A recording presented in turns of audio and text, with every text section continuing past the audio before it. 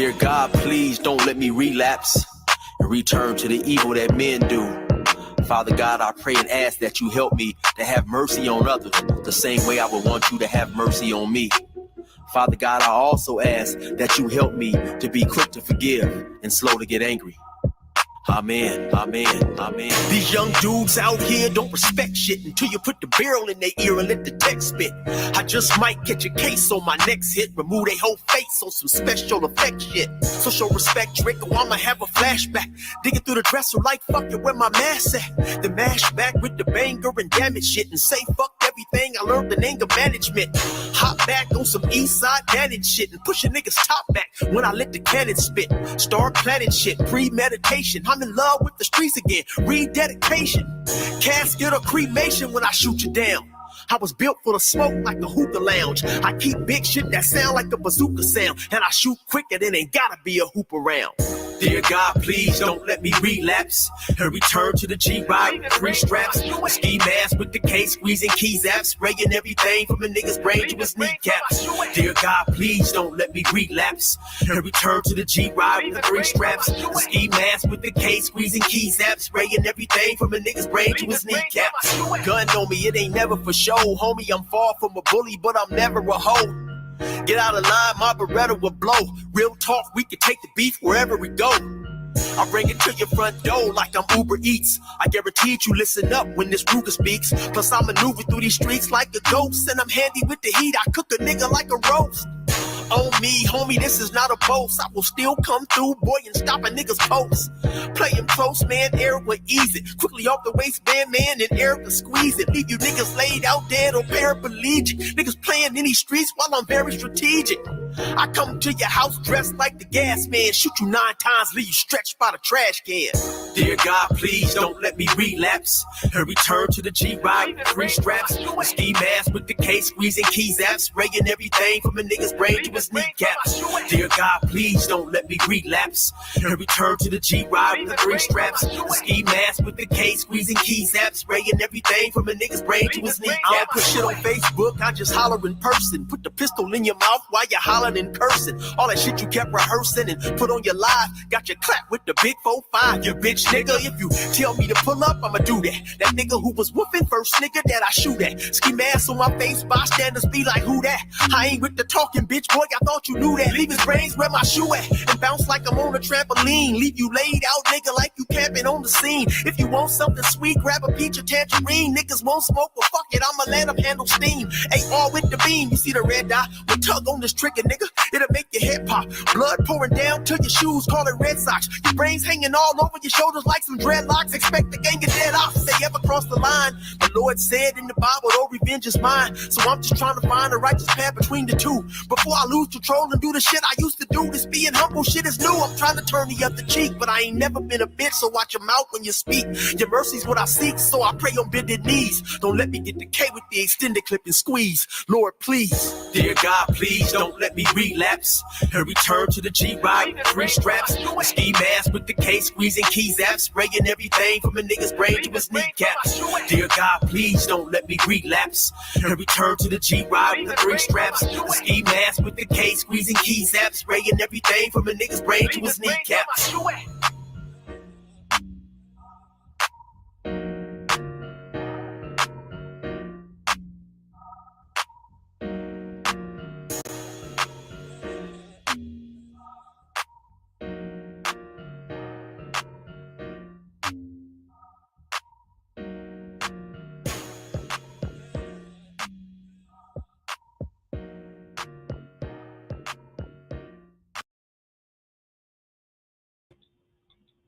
All right, y'all. That was my man 16 to Life. And yeah, man, he is a good dude, man. He has all the information, he has a lot of good stories about prison, a lot of good stories about living on the street. I do have his permission to use that music. And he's just a good dude, man. He's got a lot of funny stories, man, a lot of funny stories. If you go to his YouTube page, you'll find that out. Plus, if you go to his website, 16tolife.com, you'll find he has merchandise, man. He has all kind of stuff over there, man. You can get your hands on, man, and just relax and have a good time, man. This is a good dude, man. Really good dude, man. But anyway, shout out to brother Eric. Appreciate that. All right, y'all. I got some. It's not bad news for y'all, man, because if y'all didn't know this brother, man, but a brother that I was very close to passed away recently. And Sister Inya, good to see you. I'm doing okay, Sister Inya. I'm all right. Like I was saying, a brother that I was very close to. Um, yeah, I'm gonna show you the brother right now. You may have seen him if you've ever watched any footage of Minister Farrakhan. You may have seen this brother at some point in one of his in you know uh, being out here with the Minister Farrakhan, man. He was on Minister Farrakhan's personal security detail, man. It's the brother on the right here, brother Shaheed Muhammad, Captain Shaheed Muhammad. Um, he was captain out there, 54, Compton, Muhammad's Mosque, Compton number 54 in Compton. Good brother, man. Good brother. Tough brother, man. It was a very tough brother, man. And I want to give my condolences to his family, and I mean publicly. I'm gonna give to them privately, but publicly give my condolences, man. This brother was a really strong brother. Of course, this is Mr. Farrakhan's son, Mustafa, right here. But those two are always together. And Captain Shaheed, I mean, Mr. Farrakhan would personally request that he came on and be on this security detail. And Shaheed was our captain out here in Compton. And man, I mean, he's a legendary brother in the Nation of Islam, man. If you don't know who Captain Shaheed is, man, it's unfortunate, but man, you know, he was a good brother. I have many stories about this brother, man. Me whipping on him whipping on me. We would go back to each other because guys, Shaheed was he was a man's man, man. He was a, you know what I'm saying, he had a lot of friends out there in Compton, man. You know, a lot of the gangbangers really respected that brother, man. They would respect him. He could roll through any hood he wanted to, man. Unfettered, no issue, no problem, nothing, man. He was the man in Compton in the '90s, man. He was the man. And then his good buddy, he had a couple of good buddies out there, man. But one of his buddies was Omar Bradley, man. And unfortunately, what happened to Omar Bradley. But before all that stuff went down, man, Omar Bradley would help Shaheed do it, like get a lot of stuff done that we need to get done, and he would help us go around a lot of the red tape. Shout out to Omar Bradley, man. Shout out to Omar Bradley. But yeah, today I'm trying to give my condolences to brother Shaheed, brother Captain Shaheed. And if you was in Compton in the '90s, man, you know that this brother was instrumental in many gang truces, many behind the scenes, making keeping brothers alive. I mean, this brother, man, was so instrumental in everything, man. You know what I mean? And we used to play basketball. We used to talk, man. I mean, he was just a good brother, man. It's a good brother. Not a very friendly brother, man. If he didn't see you, he did not like weak brothers, man. he did not like weak brothers at all, man. Shout out to Hawkeye. Hawkeye said Compton was some tough real estate back in the day. Sorry for you. Hey, yeah, appreciate it. Yeah, it was tough, brother. It was tough, man. I mean, we had to. Raising the dead out there was really, really, really rough, man. Really, really rough. But with a guy like Captain Shaheed, man, he made it a lot easier because people knew about him. The community knew about him. So they didn't give us a hard time, us foot soldiers a hard time because of the respect they had for him. And and so it was just it was he was a good brother, man. He was just, let me just say it like that, man. He was a good dude, man. He was a funny cat, but he was very he was serious about being a man. You know what I'm saying? He didn't like weak men. He did not like weak men. He did not like men that didn't want to assert himself, want to assert themselves. He did not like that, and he was always trying to push men to be the kind of men that asserted their authority, man, as a man. He not to be aggressive, but just not be no punk. He did not like punks at all, man. He did not. Just shout out to Marcus. Good to see you in the building, brother.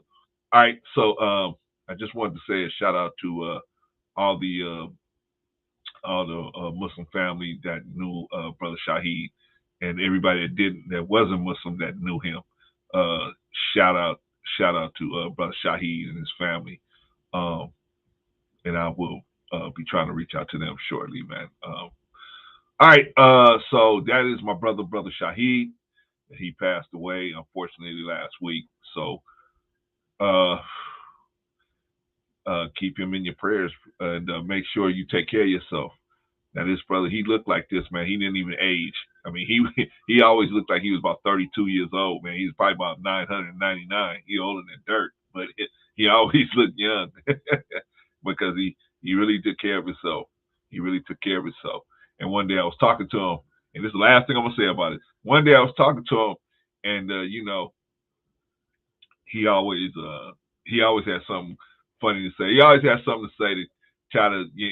We had this thing where we tried to push each other. We always tried to tell each other something and then see what the other one was gonna say. So, but one day he confided in me. He said, brother, I said, Shop, man, you look like you about 28, 29 years old. I was teasing him, right? I was like, man, you look young. He said, we were on a basketball court out there at the Carson, what's that? Victoria Park in Carson. And he said, I know Clarence, but man, he said, I just can't leave. I can't leave these French fries alone. He said, that's the only thing that got me, man, is these French fries. Man, once I get that, I'll be done. I'll be 100%. I said, okay, brother. Well, keep pushing. That's what you got to do. That's what we got to do, man. You got to keep pushing. Good, brother, man. All right. Shout out to Shaheed. Salam, brother. Good brother. Salam. All right. We're going to move on, y'all, because I'm starting late. I'm already 15 minutes late. And I don't know what they're doing across the way, man. It looks like they're having some kind of celebration or something, man. I don't know. So we're going to probably catch a lot of their audio. But, I went in there and they didn't have no cameras, right? I went in there and I said, hey, you guys don't even have no cameras. I mean, I got a camera if you want to use. And before I can even get out, I have a camera if you want to use it. They said, we're okay. We're fine. I said, oh, okay. I said, oh, okay. You good? I said, oh, okay. You good. Okay. I'm trying to help you. I'm trying to help you out. But you good? Okay. All right. Well, I said, let me just leave it at that. Let me leave it at that. All right, y'all. Let's see. Where we gonna start? Y'all know where we start. We starting at the news, right? Let me see. What's my news story today? What's my news story? My news story. Let's see. Jordan Peterson.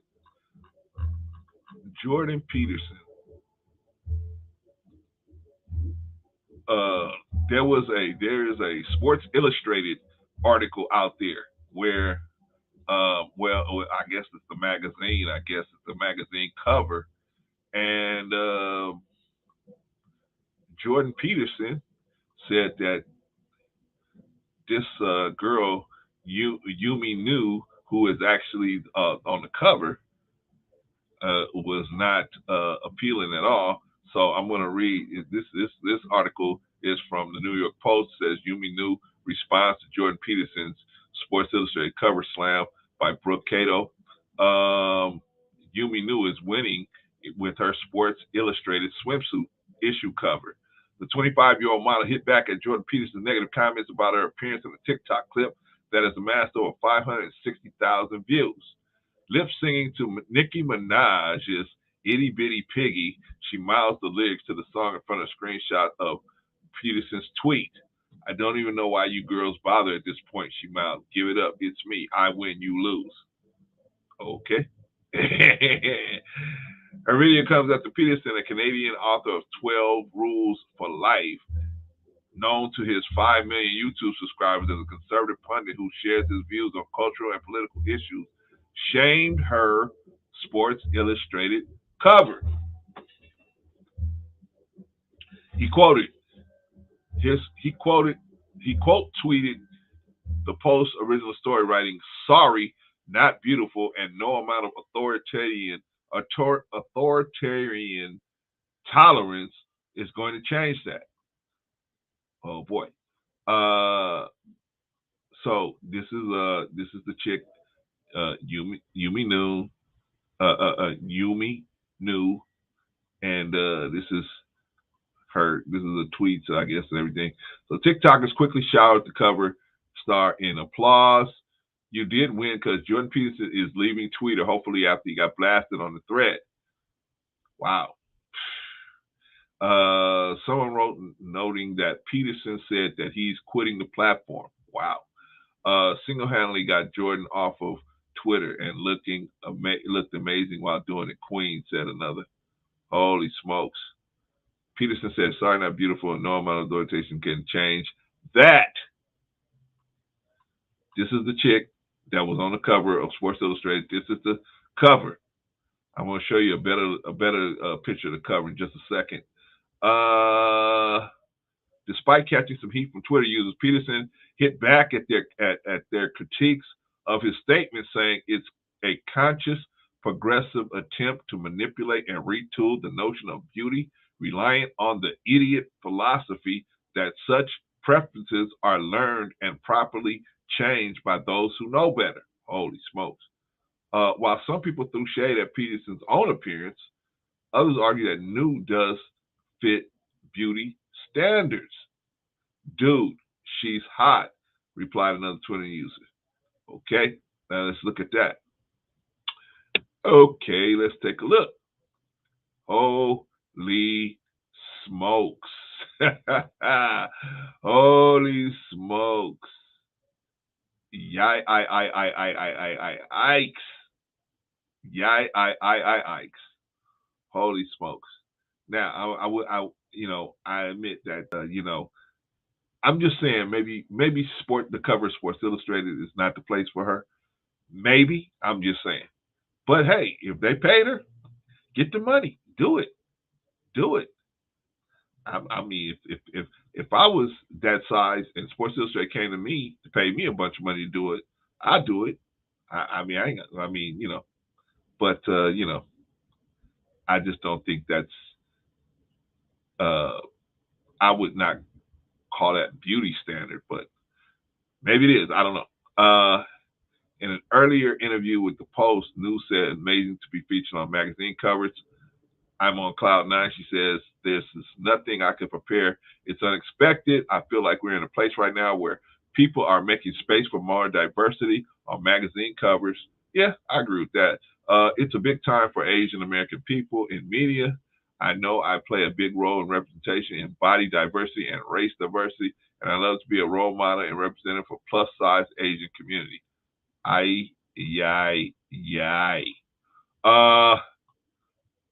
While the SI covers her latest feat, Nu, who grew up in New Jersey, Maryland, and California, also graced Vogue's September issue as a cover model. She also appeared in front of Vogue Japan, snagging the groundbreaking title of first American Asian curve cover model for the mag.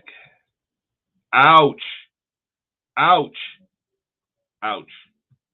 What do you guys think?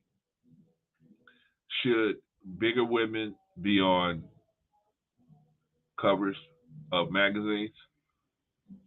I really don't care. I mean, I just don't call it I think a retool of beauty. I think beauty has its own. Beauty has its own level of what it is, and so if you're gonna go out here and say beauty is this or beauty, if you're gonna put somebody on the cover of a magazine, just put them on the cover of a magazine. Has nothing to do with beauty. This is just the person you want on the magazine. That's the person who's on the magazine, right? Shout out to Jopin Valor. Okay. Let me get rid of you so that you don't. Promise Henderson. Promise Hernandez. Hello, everyone. Salute to the chat. Glad to have you, Promise, in the building. All right. So, like I said, yeah, it's Sports Illustrated. It's their magazine. They can put whoever they want to put on the cover. It's not, to me, it has no effect. But I think it's wrong when you try to tell other people what beauty is. Beauty is what the person who it's in the eye of the beholder. It's in the person, whoever is looking at the person, and what they decide is beauty, in my opinion. But we're gonna see more of this. And eventually, those of you guys that work at Hooters, this stuff is gonna work its way in the Hooters, places like that. This type of thing is gonna work its way over there, and so it won't be long before Hooters gets sued for not allowing somebody like this to be working there. Remember, they already got sued by men who want to work there, right? They already got sued, man. They gender discrimination, right?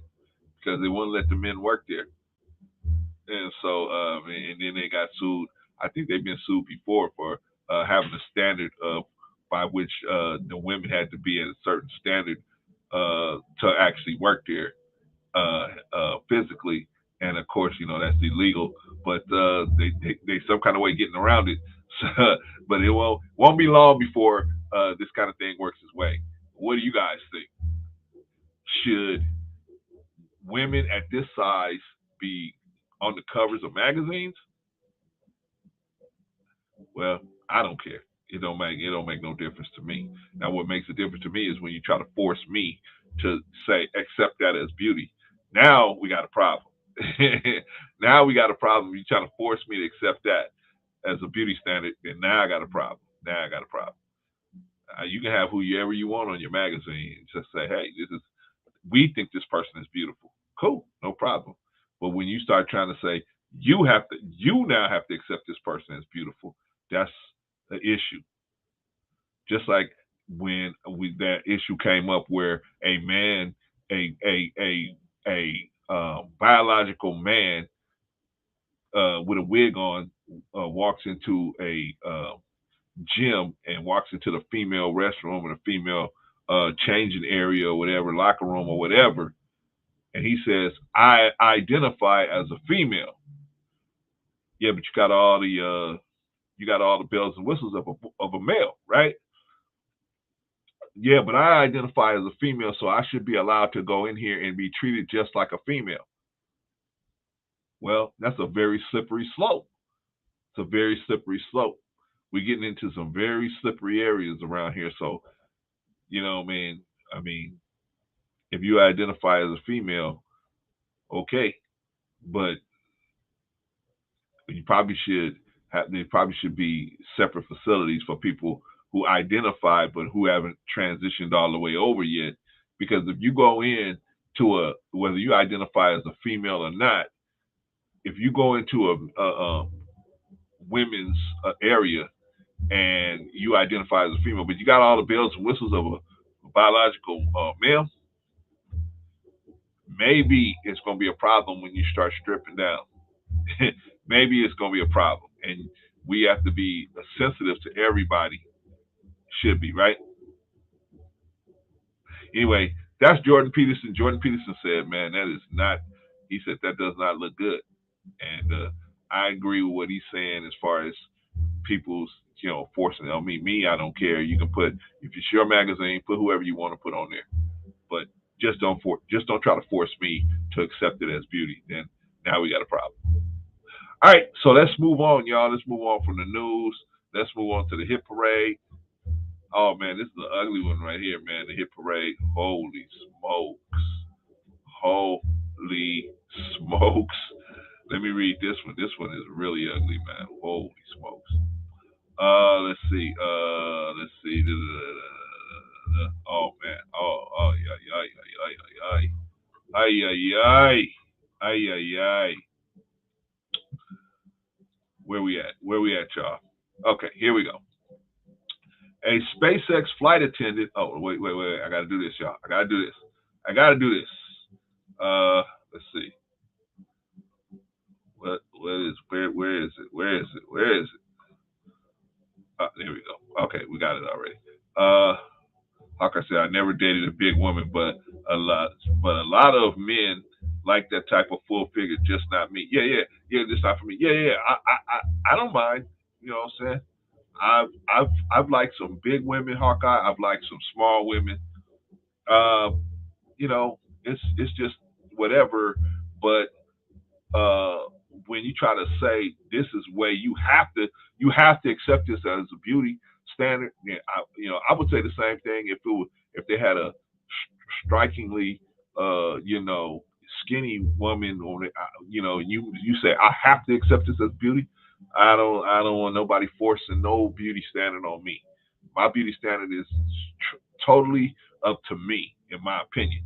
You know what I'm saying? So I'm not gonna be, you can put who you want to put on your magazine, but you can't force me to accept, to say that's beautiful. And if I don't say that's beautiful, then something's wrong with me. Nah, nah. Shout out Patrice.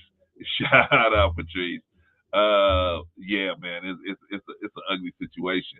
I know you was up this early, Patrice. I would have sent you a link a long time ago. Am I old enough to remember Twiggy? Just a little bit. Just a little bit. I remember her. Real skinny white chick, right? Hawkeye. Yeah, I remember her. Yeah, she was kind of, she was kind of good looking. But the thing is, everybody wanted her to say, everybody would say, that's beautiful, and only this is beautiful. I don't have no problem as long as you leave me alone to decide for myself what's beautiful. You know what I'm saying? If I don't find this person beautiful, then there's something wrong with me. No, I mean, I just don't see it that way. And beauty is subjective in most cases, right? It's subjective. So we got to be able to, can't let nobody tell us how we gonna look at things. You know what I'm saying? If you beautiful, you beautiful. If you're not, you're not. Right? Word, word. All right, all right. Let me move on because we on the hit parade now, right? We on the hit parade, and let me talk about Elon Musk. Made a boo-boo back in 2016. A SpaceX flight attendant said Elon Musk exposed himself.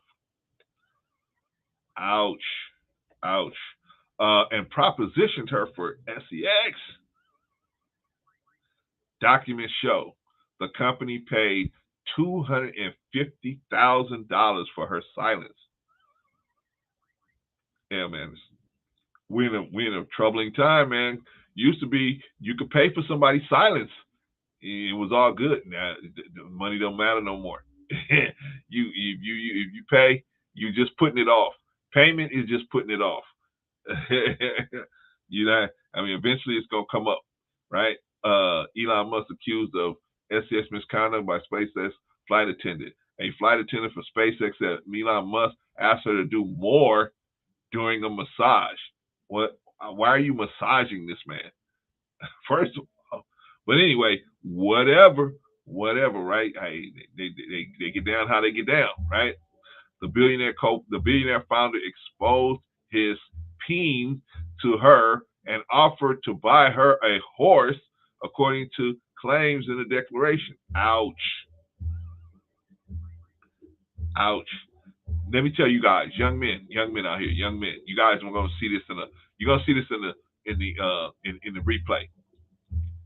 Never, there was a time when you can expose your peen and a woman wouldn't be, instantly offended. She would be offended, but she would say, you know what? I understand that these people have testosterone and they don't think right, and they're gonna do things like this sometimes. I'm not gonna hold this against them, but I'm definitely gonna set them straight and tell them I ain't feeling that, right? Women are not in that mind frame anymore. Women are in the mind frame like, hey, you show your pain, you're gonna pay for showing your pain. So don't show your pain. Don't show your pain to anybody who didn't ask to see it, right? If they asked to see it, don't show it. The old days are over, man. When you can say, "Hey, let me show you something. You're gonna really love this." No, those days are over. Those days are over, man. Those days are over. Now you got to, I wouldn't, if I was you guys, I wouldn't show my peen to nobody unless they explicitly ask me for it. No, no, no, no, no, because you're gonna be in situations like this. After she reported the incident to SpaceX, Musk company paid her 250 G's as a part of the severance agreement, and they thought they was done with it, right? Wrong. See, back in the day, you used to be done with it, right? You pay the money, and there was a code where, hey, I got the money, then and I ain't supposed to talk. I ain't supposed to talk. But these women don't, these women don't pay no mind to these NDAs. NDA, what? You got an NDA? Oh, I'm gonna sue you for $50,000. What's that? What's the company? TMZ. TMZ said, that's all. We'll pay the $50,000 that he's gonna sue you for. Plus, we'll give you $150,000 or $200,000 for your story. How are you gonna compete with that with an NDA? You sue the girl, she ain't got no money. SpaceX, the aerospace firm founded by Elon Musk, the world's wealthiest man, paid a flight attendant $250,000 to settle a SEX misconduct claim against Musk in 2018, Insider has learned. The attendant worked as a member of the cabin crew on a contract basis for SpaceX corporate jet fleet. She accused Musk of exposing his erect peen. Holy smokes. Holy smokes. Rubbing her leg without her consent and offering to buy her a horse in exchange for an erotic massage. According to interviews and documents obtained by the Insider. You guys, I'm trying to tell you. Why are you doing a hit parade, Clarence? I'm trying to tell you, man, it's a new day. You can make mistakes like this back in the day, and it could just go and sweep it up under the rug. Nowadays, no. You got to be very, very careful with what you're doing out here because, man, I'm telling you, the Me Too movement has taken the landscape and just distorted the whole landscape now. You cannot just roll in there and just be like, well, I'm just going to do this. And if it don't go over good, oh well, I just put it back in my pants and I'll just keep on rolling. That's not how this is gonna go nowadays. That's not how this is gonna go. Women aren't gonna just take that on the chin anymore. You got the Me Too movement, you got all these other movements. It's just not gonna happen. My suggestion to you is to just not do anything like this. Nothing like this.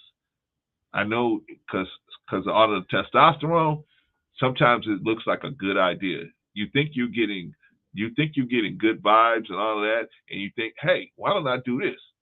This is the greatest penis in the world. Why don't I share this with this person? And let me get their opinion on it.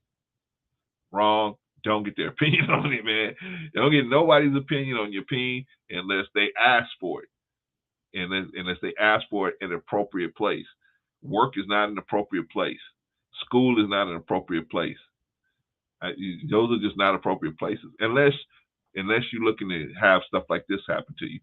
The incident, which took place in 2016, is alleged to in a declaration by a signed by a friend of the attendant and prepared in support of her claim. The details of the story are drawn from a declaration as well as other documents, including an email correspondence and other records shared with the insider by the friend. So it wasn't even the girl. It's the friend. It's the friend.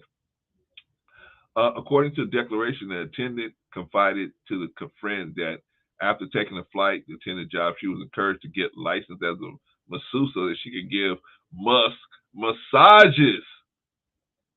This is a bad idea. This is a bad idea. Only get massages from your wife or your longtime girlfriend. If you mess around and get massages from anyone else, man, you opening up your eyes to this, open up your door to this situation. It was during one such massage in a private cabin on Musk Gulfstream G650ER. She told the friend that Musk propositioned her. Holy smokes. After insider contacted Musk for comment, he emailed and asked for more time to respond and said that there is a lot more to the story. Yeah, a lot more to the story. If I were inclined to engage in SEX harassment, this is unlikely to be the first time in my entire 30-year career that it comes to light. Oh boy. He wrote, calling the story a politically motivated hit piece.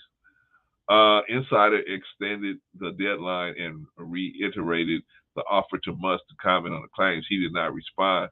Reached via cell phone, SpaceX Vice President of Legal, Christopher Carducci said, I am not going to comment on any settlement agreement. SpaceX did not respond to requests for its general media contact email address. Allegation that Musk offered a horse exchange for a ride massage. The flight attendant told a friend that a billionaire SpaceX Tesla asked her to come out to his room during a flight in late 2016. Oh boy, for a full body massage. I'm telling you guys, man. I'm telling you guys. You guys want to go down in flames? Do you guys want to go down in flames? This is how you go down in flames, man. This is how you go. This is how you go down in flames. Shout out to Brother Daniel. Good to see you, brother. Good to see you in the building, man. Say peace to you and your wife out there. This how you guys want to go down in flames? This is how you go down in flames. You let's read that again. The flight attendant told a friend of billionaire SpaceX invited her to come to his room during a flight in late 2016 for a full body massage. I'm telling you, man. I'm telling you. This is how. See, I teach a class called No Means No, right? One of the things that we do in that class is we identify areas of high risk where you have a high risk of getting yourself in some real serious trouble, right? This is an area of high risk. When you start inviting women that you are not in a long-term relationship with or married to, and invite them in your cabin for a full body massage, that is a no good. That is what they say in Mexico, no bueno, right? That is no bueno. See, we teach about, hey, one of the things that we teach about is areas of high risk behavior, high risk situation. This is a high risk situation, man. The risk is high that something bad is going to happen, man. The risk is high. Okay, so why should you put yourself in high risk situation? You know how many women are out here, man, and they're willing to do so many different things for little or nothing. Yet you put yourself in a position like this. No, sir. And see, that's the problem with being rich. That's the problem with being super rich. You're so removed from the general public that you can't, now you're not in a position where you can just meet lots of different women. You have to meet women where you are, right? On your plane, at the office, traveling, going from places from here to there, on the move. You have to meet women in different places. And most of the time, the women that meet you are going to have an objective or have a goal as to being around you, right? So you can't just be, you can't just be like a normal guy, right? You can turn on a certain level of charm and have women and be dating women. You can't do that as a rich person, right? You are separated from the general public. How can you date people? You have to date people at your level or close to your level. So now you got to meet people at gatherings and events, and stuff like that. And it's not, you don't have opportunities to meet lots of different women because you run in 2 or 3 different major companies, right? How you gonna meet women? So what do guys like that do? What do guys like that usually do? They usually start messing with the women that's closest to them, i.e. Bill Clinton, i.e. Elon Musk, i.e. many of these other guys do. What's his name? Jeff Bezos, i.e. you start messing with people that's close.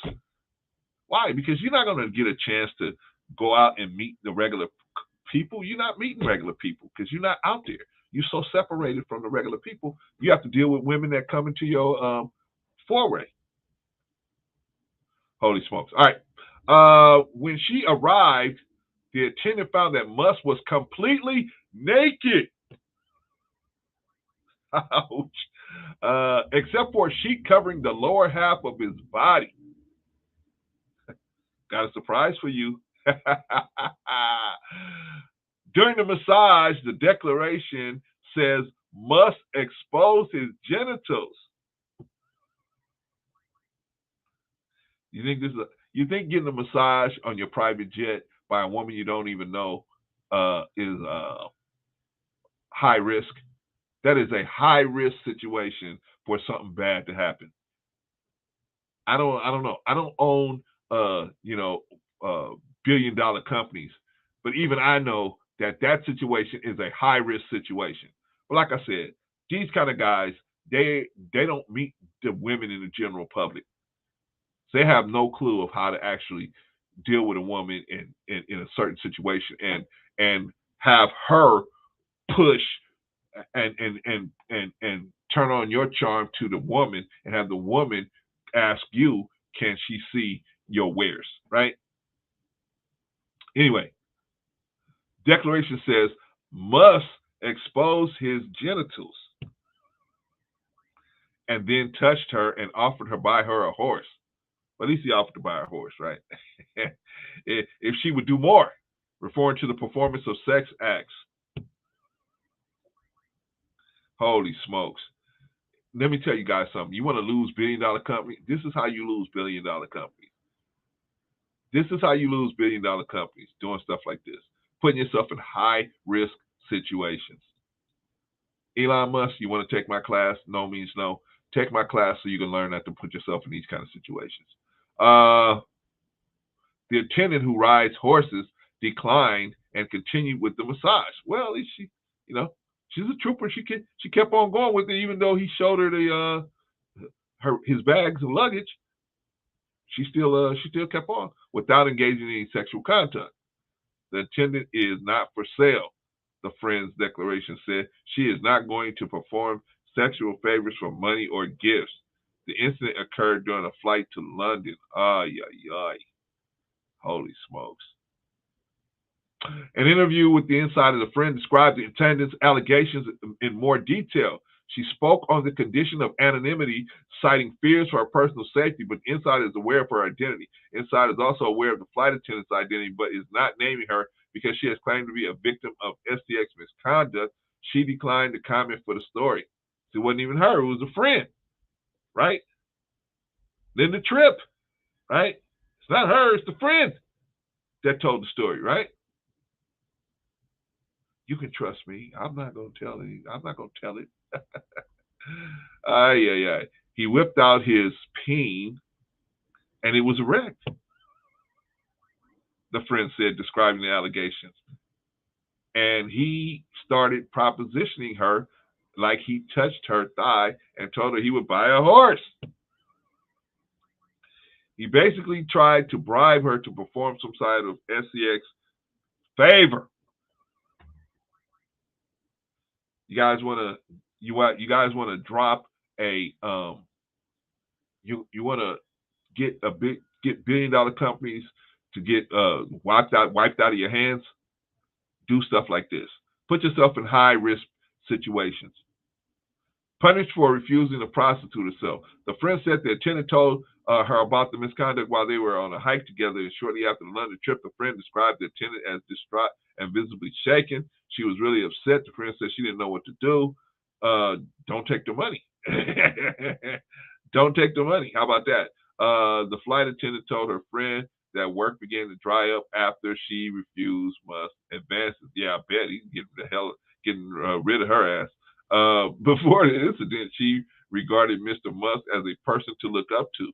Yeah, but after that situation, he's like, oh no, man, I misjudged this situation. Let me get her the hell out of here. But after he exposed himself, touched her without permission, and offered to pay her for sex, she was full of anxiety. Yeah, no shit. That's what guys don't understand. Men don't understand this, man. Yeah, men don't understand that, man. Women are not going to be with you. You know, sometimes you do stuff with them, and they may not say anything at the time not because they're cool with it. It's because they just don't know what to do, man. They just never been in that situation before. They don't know how to handle it, right? And so they don't be like, oh man, it's just nothing. No.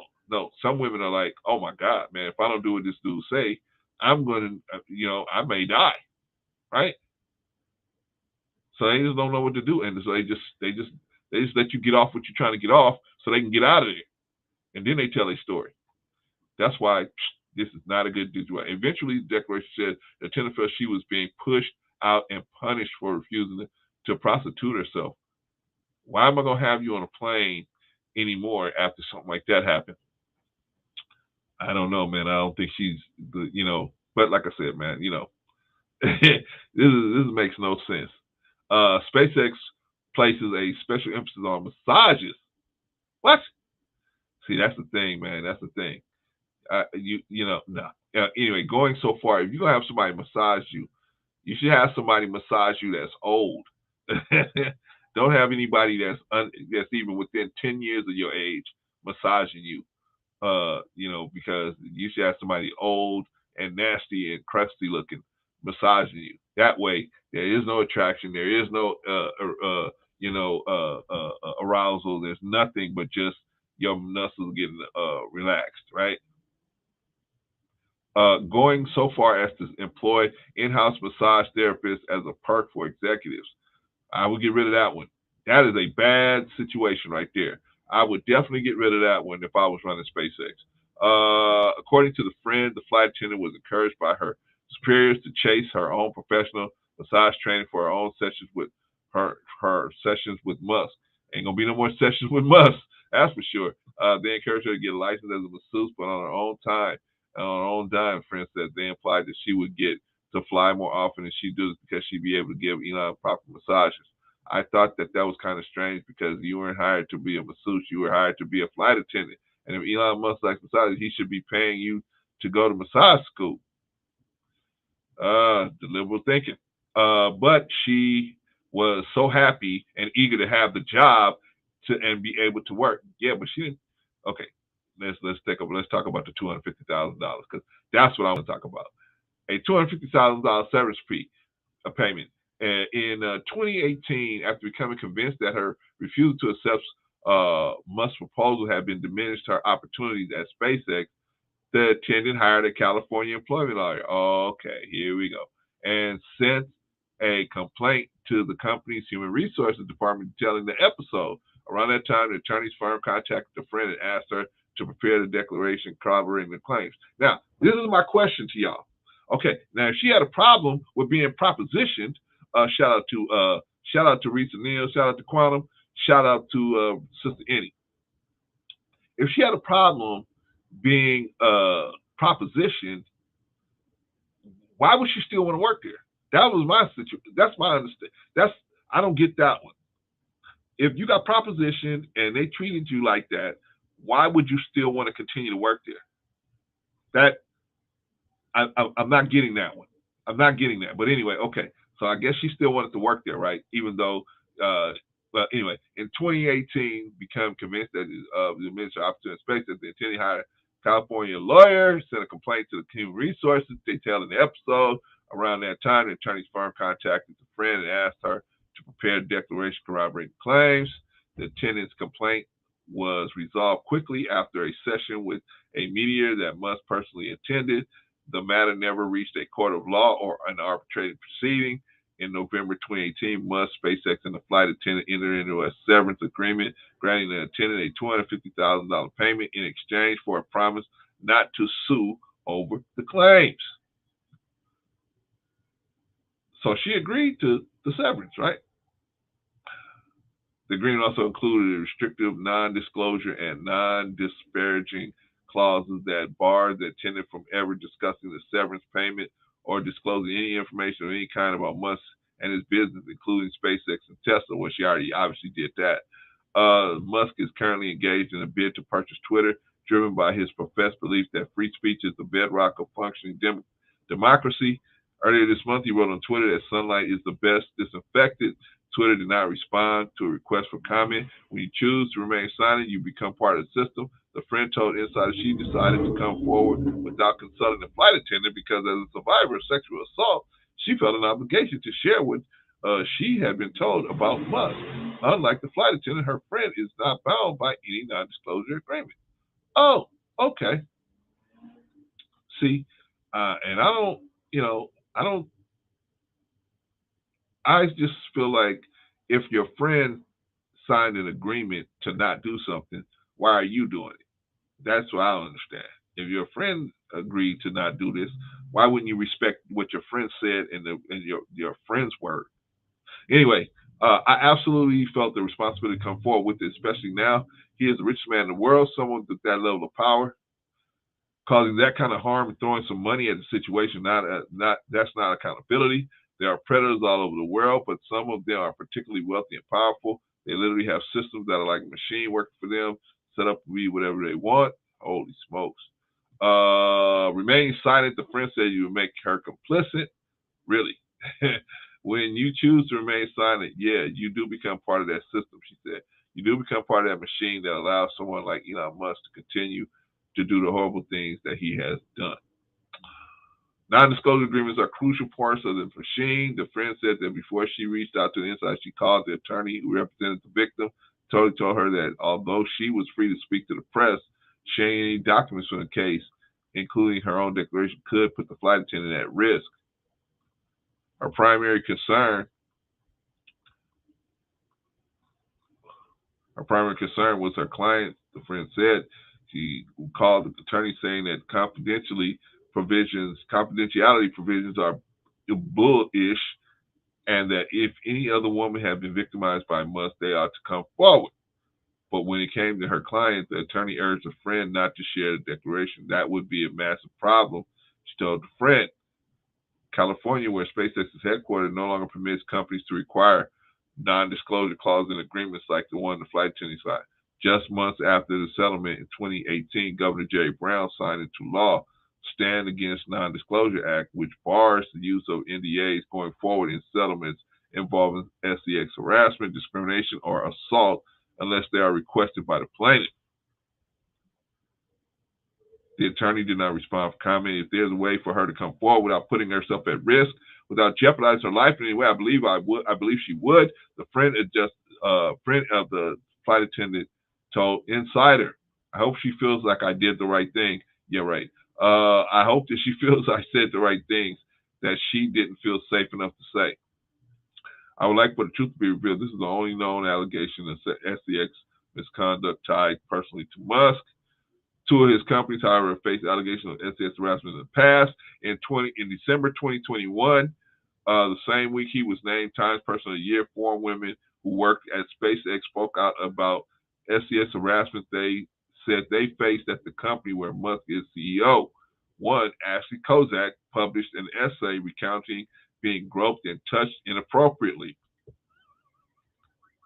by male employees while she was an intern. 3 others, one of whom said she was bound by an NDA agreement, recounted similar treatment to the New York Times. In response to the reports, SpaceX President and Chief Operations Officer Gwen Schotel sent a company-wide email saying that timely reporting of harassment is key to our maintaining SpaceX as a great place to work. We can't fix what we don't know, the Times reported. She added that SpaceX will rigorously investigate all harassment or discrimination claims and take rapid and appropriate action when we find the policy has been violated. And at least 6 women sued Tesla, where Musk is CEO, alleging that harassment at a Tesla factory.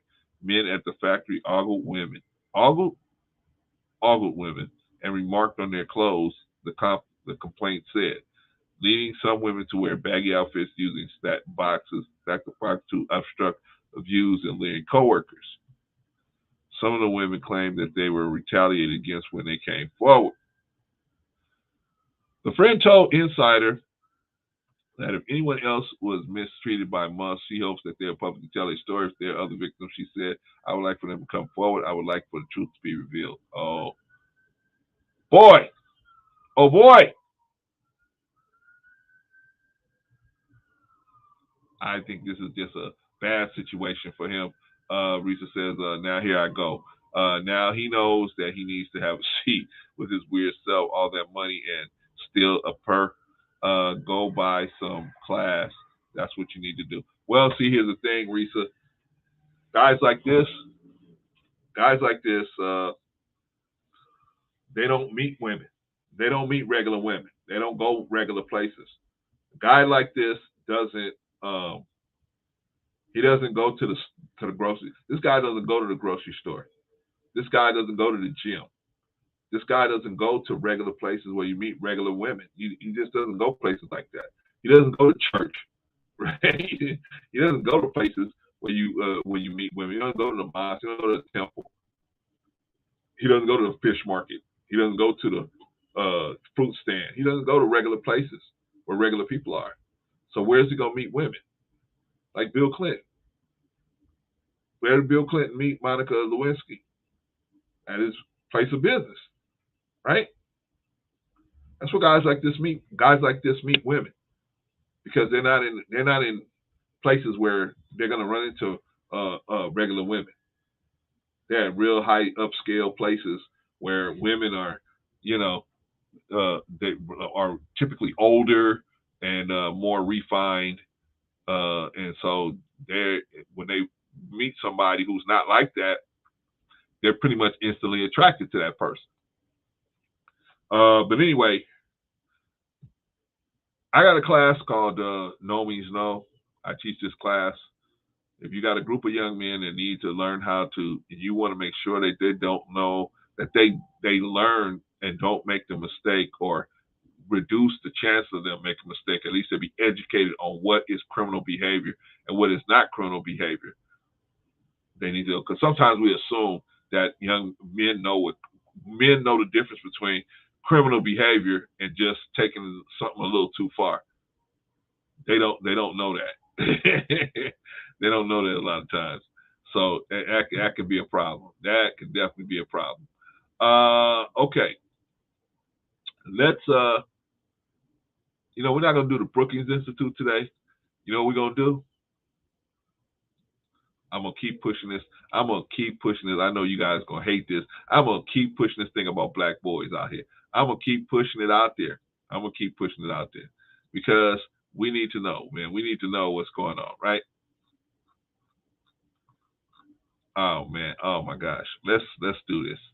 Let's see. Let's create a report.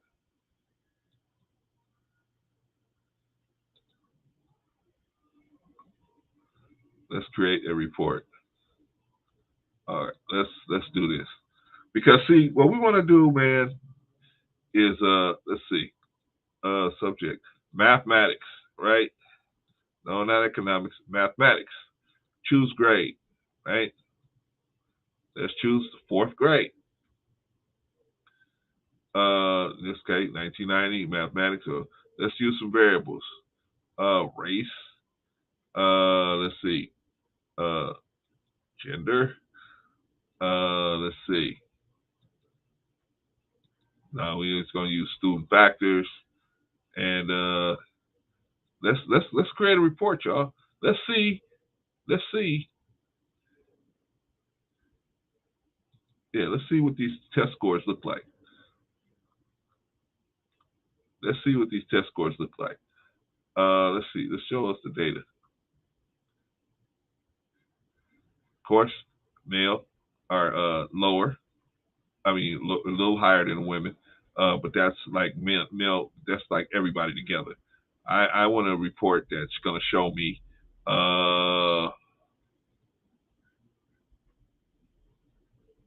No, high report data. Show report data. Create a new report. I showed you guys, man. Gosh, dog it. Okay. Let's do this, y'all. Let's do this. Let me just talk about it then. Let me talk about it. Black boys are in last place. Yeah, black boys are in last place in everything, in every subject. This report, this uh, website is called was it? It's the nationsreportcard.gov.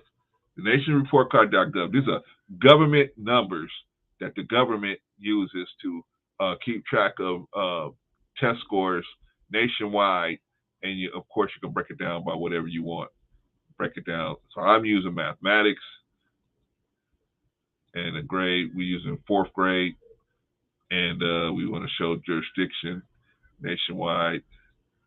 Variable, we want to use race, gender. Yeah,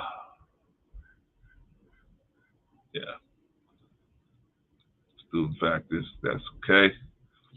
And we want to use static,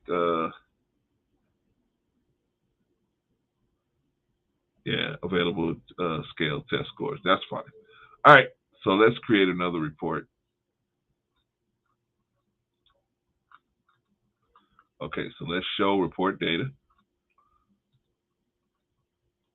That's not the one we want. Show this report data.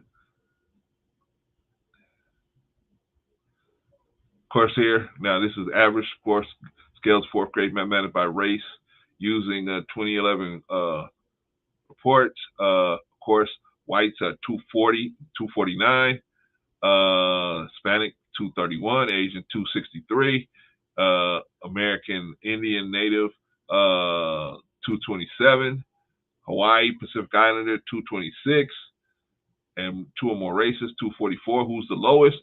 Black boys 224, the lowest test scores. This is by the fourth grade. This is by the fourth grade, right? I mean, what else do we need to see to let us know that black boys are losing and they dying in the classroom? But this is on us as black men. Black men, we gotta step our game up, man. We gotta step in there and start trying to save some of these young men. They have a STEM world coming at them, and we letting them go out here with a street mentality, thinking that they're gonna be able to hustle their way out of it. A few might, but overall, they're gonna lose. They're overall gonna lose. Why? Because the new world order is there's only so many hustlers that can be on the street at the same time. There's only so many hustlers can be out there. Eventually, I mean, you know what I'm saying? But in a STEM economy, man, there's enough room for everybody to make some money out there. There's enough room for everybody to make some money out there. But we're not preparing these boys. Third grade. We need to be putting into them third grade. Mathematics, science, English. Where they losing. They are losing. Black boys are losing. They're dying in the classroom. Right? I told you guys what happens to black boys. Black boys get pressure, right? They have a lot of testosterone. And so, in my opinion, they have the most testosterone of any young men out there by race. So they try to express that testosterone through doing different things in the classroom. And the teachers see that that them attempting to express their masculinity as a rebellion or as rebelliousness, and they take it personally. A lot of them, and what do? They just put them out of the classroom. They don't work with them because they don't know. They're not taught how to work with them, right? They just put them out of the classroom. Now the boy is being classified as a problem. He's a problem. He's a behavioral problem. And they put him in another class with other behavioral problem people. And the only thing they know how to do is act out. That's what gets them change. If they want to change their surroundings, all they got to do is act up. Oh, man, y'all don't hear me, though. Y'all don't hear me. Hey, go get the closer clinician. Go get him to tell me I'm wrong. Or go get Dr. Umar. Go get Dr. Umar and tell him to come over here and tell me I'm wrong. Go get any of them to tell me I'm wrong about black boys. I know I raised 3 of them. I raised 3 of them. Sometimes it was easy, sometimes it was not. It was more not easy than it was easy, right? But I got everybody to 18, no bullet wounds, no jail time, no gang related type of issues, right? But what do I know? What do I know?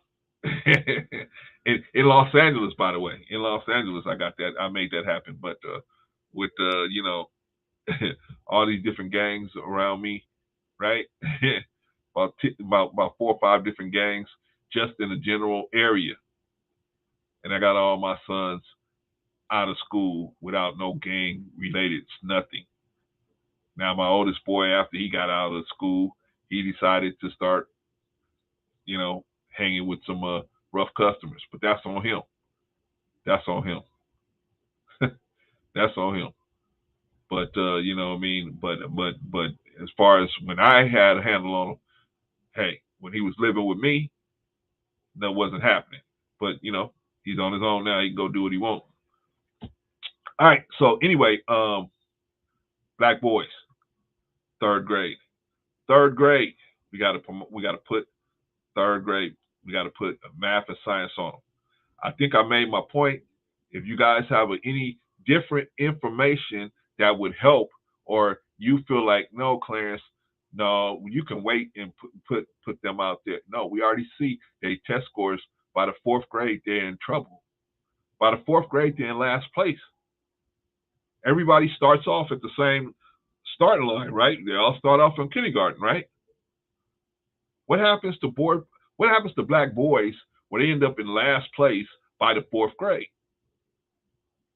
I tried to tell y'all what happens, man. They have so much testosterone, they try to express their masculinity in the classroom, and they get thrown out, or they get made to feel like they're stupid.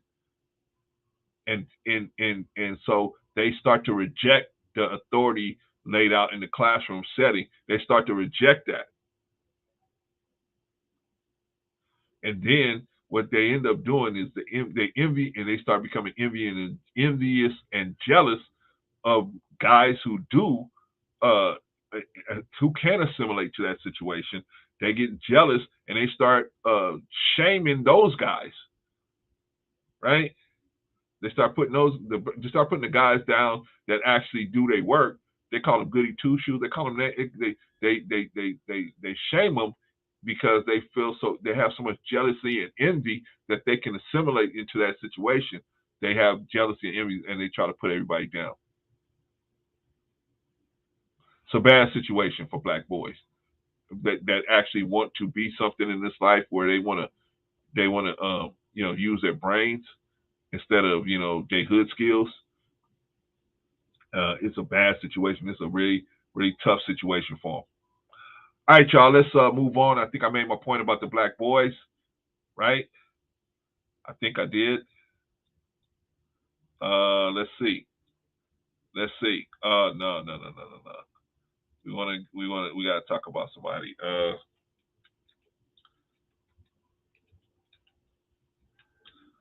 Okay. All right. You guys know who Mae Jameson is? No, Clarence, we don't know who Mae Jameson is. I think I spelled her name wrong. But let me tell you guys who Mae Jameson is. Some of y'all should know who Mae Jameson is. She's still alive, by the way. Yeah, she's still alive. Thank God. Here we go. Mae Jameson, by Carrie Lee. As a doctor, engineer, and NASA astronaut, Mae Jameson has always reached for the stars. In 1992, Jameson became the first African-American woman to travel in space.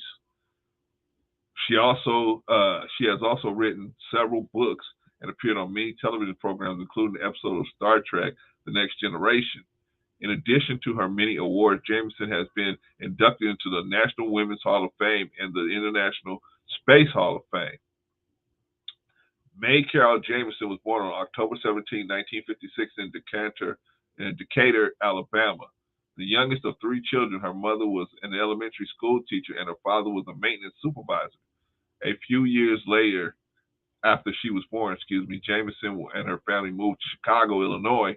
In addition to her love for dance, Jameson knew that she wanted to study science at a very young age. Jameson grew up watching the Apollo airings on TV, but she was often upset that there were no female astronauts. However, Jameson was inspired by African-American actress Nichelle Nichols, who played Lieutenant Uhura on Star Trek television show. Jameson was determined to one day travel in space. In 1973, she graduated from Morgan Park High School when she was 16 years old. Holy smokes. Once she graduated, Jameson left Chicago to attend Stanford University in California. Holy smokes. As one of the only African-American students in class, Jameson experienced racial discrimination in school. She later served as president of the Black Student Union and choreographed a performing arts production called Out of the Shadows about the African-American experience. Jameson graduated in 1977 with a Bachelor of Science degree in Chemical Engineering and a Bachelor of Arts degree in African-American Studies. After graduating from Stanford University, Jameson attended Cornell Medical School. While in medical school, she traveled to Cuba to lead a study for American Medical Student Association. She also worked as a Cambodian refugee camp in Thailand. Jameson graduated from Cornell with a doctorate in medicine in 1981. Shortly after her graduation, she became an intern at the Los Angeles County Medical Center and then went on to practice general medicine. Fluent in Russian, Japanese, and Swahili, Jameson joined the Peace Corps in 1983 and served as a medical officer for 2 years in Africa. Wow, they did a lot. After working with the Peace Corps, Jameson opened up a private practice as a doctor. However, once Sally Ride became the first American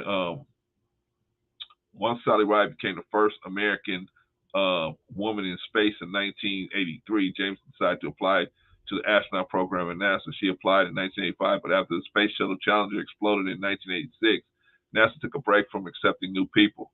However, Jameson applied again in 1987 and was one of 15 people chosen out of 2,000 applicants. She was selected for NASA Astronaut Group 12, which was the first group chosen after the Challenger explosion. After being selected, Jameson was trained with NASA and worked on projects at the Kennedy Space Center in Florida and the Shuttle Avionics Integration Laboratory. She received the first mission on September 28, 1989, when she was selected to join STS-47 crew as a mission specialist. On September 12, 1992, Jameson and 6 other astronauts went into space on the Space Shuttle Endeavour. This voyage made Jameson the first African-American woman in space. The team made 127 orbits around the Earth and returned to the Kennedy Space Center in Florida on September 20, 1992. Jameson left NASA in 1993 after serving as an astronaut for 6 years in total. She started the Jameson Group, a consulting company that encourages science, technology, and social change. She also began teaching environmental studies at Dartmouth College and directed the Jameson Institute for Advanced Technology in the developing countries. After hearing that she was a fan of Star Trek television show, actor LeVar Burton asked Jameson to appear on the episode. Jameson agreed and became the first real astronaut to be on an episode of Star Trek, The Next Generation. She played Lieutenant Palmer in the episode Second Chances. In 1994, Jameson created an international space camp for students 12 to 16 years old called The Earth We Share. She also created a nonprofit organization called the Dorothy Jameson Foundation for Excellence. Jameson later accepted a position as the Andrew D. White Professor at Large at Cornell University in 1999. She went on to write her first book in 2001, where she found Where the Wind Goes, Find Where the Wind Goes, which was a children's book about her life. Currently, Jameson is leading the 100-year Starship project through the United States Defense Advanced Research Projects Agency. This project works to ensure human space travel to another star is possible within the next 100 years. She's also served on the board of directors for many organizations: Kimberly-Clark Corporation, Scholastic Corporation, Valve, SPAR, Morehouse College, Texas Medical Center, Texas State Product Development, and Small Business Incubator. Greater Houston Partnership Disaster Planning Recovery Task Force, and National Institute of Biomedical Imaging and Bioengineering. Jameson is a member of the National Academy of Sciences, Institute of Medicine, and has been inducted into the National Women's Hall of Fame, National Medical Association Hall of Fame, and Texas Science Hall of Fame. She has received multiple awards and honorary degrees, including the National Organization for Women's Intrepid Award and the Kilby Science Award. She currently lives in Houston, Texas. Oh man, holy smokes! Hey man, thank y'all, the ones of y'all that hung around to hear that, man. You know, we gotta promote Becky. She the NASA lady. Yeah, she is a NASA lady, definitely. And that is Mae Jameson. She went up in space in 1992. First black African American lady to go into space. African American to go up in space. Shout out to her and all the good work she has done. But don't just take my word for it. Go dig that for yourself. Go dig that. That is your Black History Minute with Mae Jameson. All right. So let's get into what we want to get into here. Now, dang, see, Brother Clarence, you messing up, man. You ain't even doing what you're supposed to do here. All right. Okay. Let's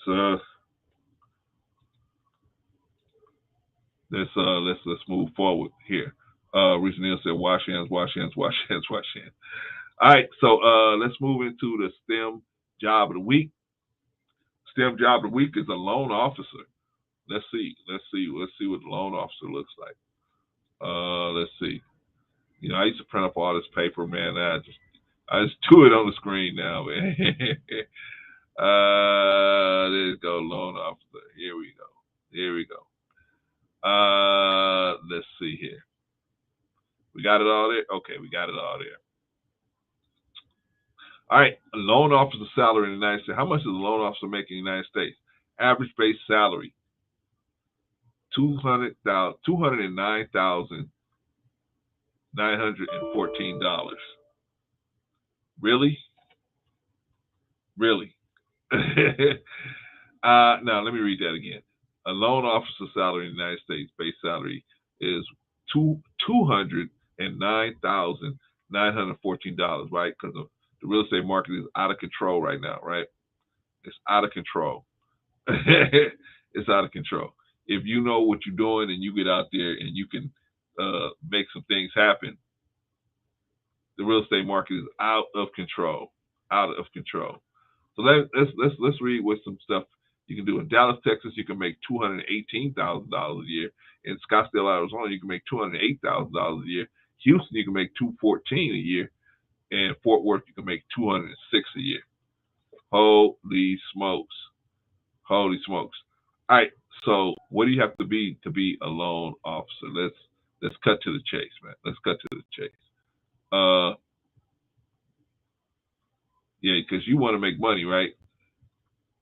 You want to make money. These other jobs. Mortgage loan originator, $282,835. Holy smokes. Maybe we'll get to that one next week. We'll get to that one.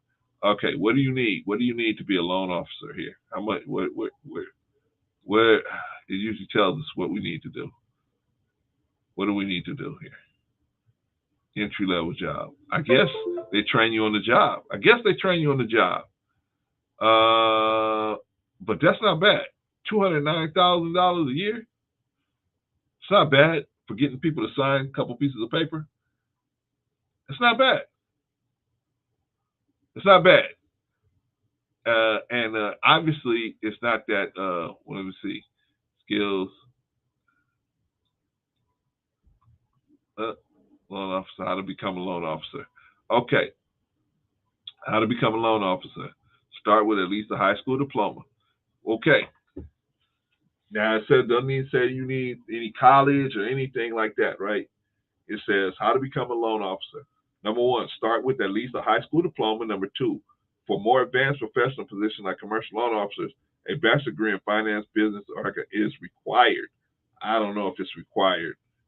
You could definitely get into being a loan officer without having to have a bachelor's degree in finance. I know that for a fact. Get the required expertise, as most employers prefer a candidate with previous experience as a loan officer. That's okay. You can intern as a loan officer if you really want to, and then build yourself up. This is especially necessary for those who only hold a high school diploma. Yeah, you gotta get some experience. You ain't gonna be able to just walk in there and make $209,000. You're gonna have to get some experience on the job.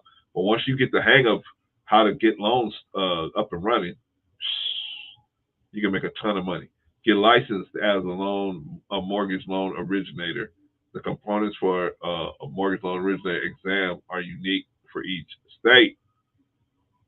Get certified through the Mortgage Bankers Association and American Bankers Association. This is not required for most loan officers, but it can greatly increase the chances of employment. Have excellent communication and interpersonal skills.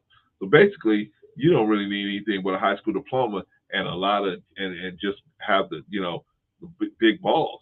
You know what I mean? And push forward, and you can make a ton of money here. I don't know. Maybe you guys want to go out here go on a date. Go out here and start dating people, man. That's what's more important, right? I'm telling you how to reconnect with your children, put your children in a better situation, make you some money, and teach your own history. But I only got what? How many people we got here? 6. Shout out to the 6 that's here. Risa said, "Yes, sir. That's not bad at all. If I was younger, I would check into that." Risa, you don't have to be young. You can check into that. You can check into it. It's not bad. Now I will say this: it's a lot of work. When you first starting out, it's a lot of work. Once you get like a couple of years under your belt, and you have clients that you have done good job, good work for, and everything, people will come to you automatically. I mean, that type of business, once it gets rolling, people. I mean, they're going to be buying a house. Most people buy a house every what? It used to be every 3 or 4 years. Now it's probably every 6 or 7 years. But they're always going to need a loan, right, to do that, or they're going to need a loan to refi, or they're going to need all kind of stuff. As long as you keep in touch with your clients, you got to always going to have money to make. There's always going to be money to make, in my opinion. All right, so that is your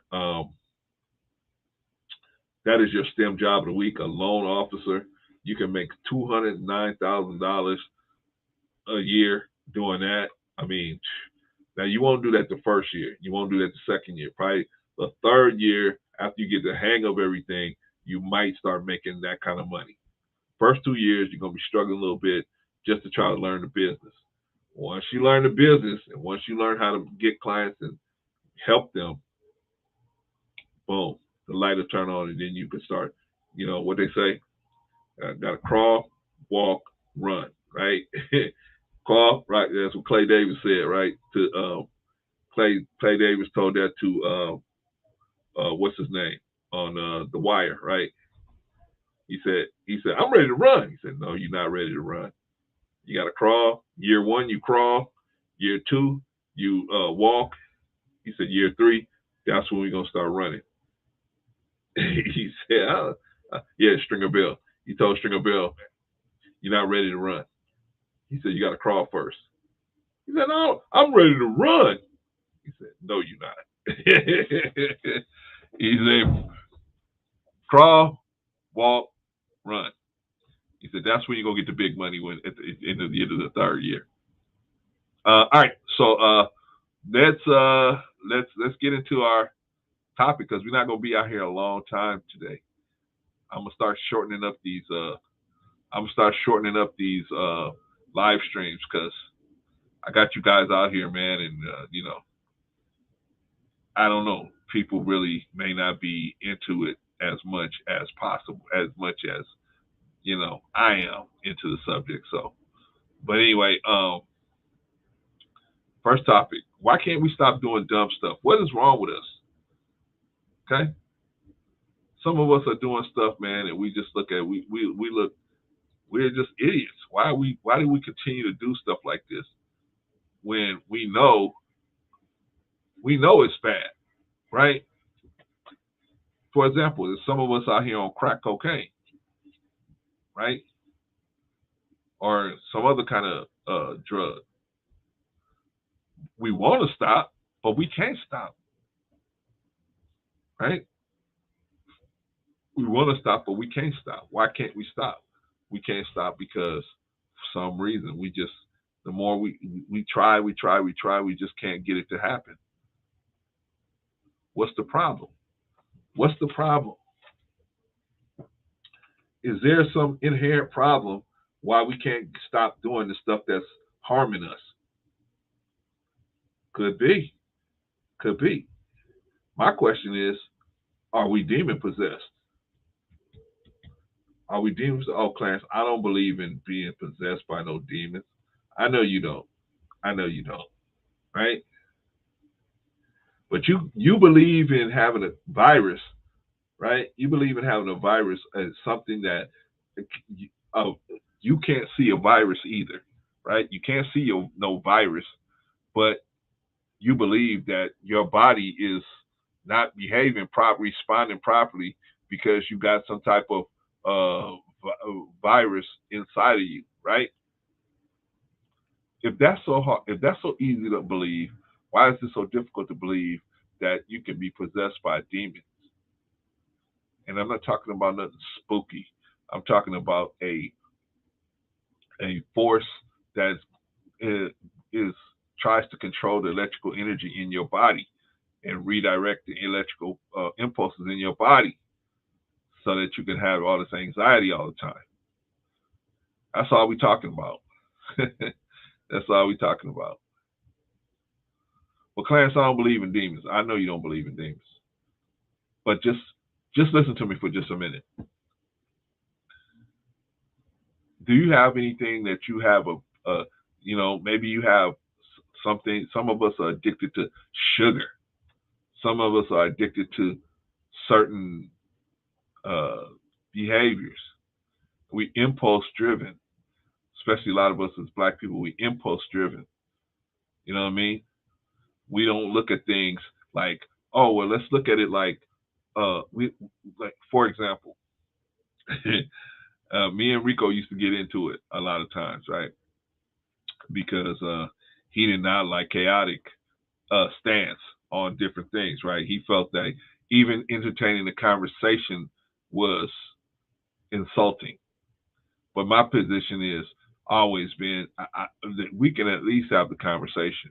As long as we're going to be respectful, I'll bring somebody from the clan up here if they're going to be respectful, just to see what they just to have the conversation.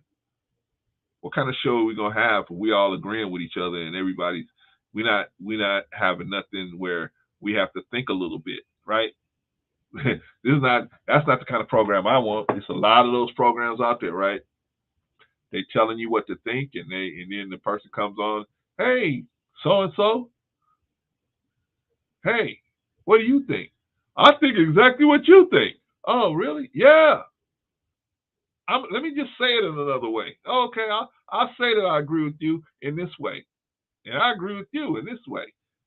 You know, that's what I like about this place. We don't necessarily do that. If we agree with each other, we do. But if we don't, we don't. We'll challenge each other. But I don't. But that's me. That's me. Are we demon possessed? Do you have an issue? Some of us are really hooked to prime. We cannot pull ourselves away from prime. We gotta watch prime every day, all the time, and and we will miss work because of prime. We'll miss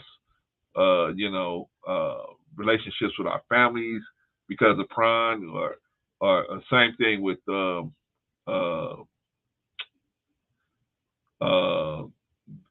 sports.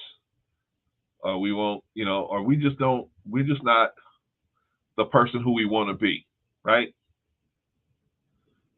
Now, do you think you'll be a better person if you stop doing some of the stuff?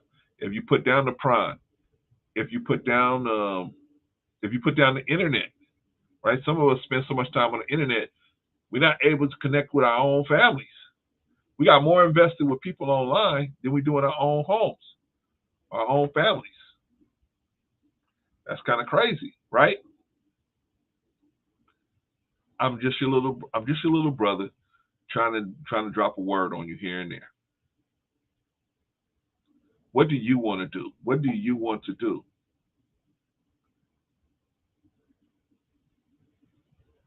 Our brother Kevin Samuels, he passed away, unfortunately.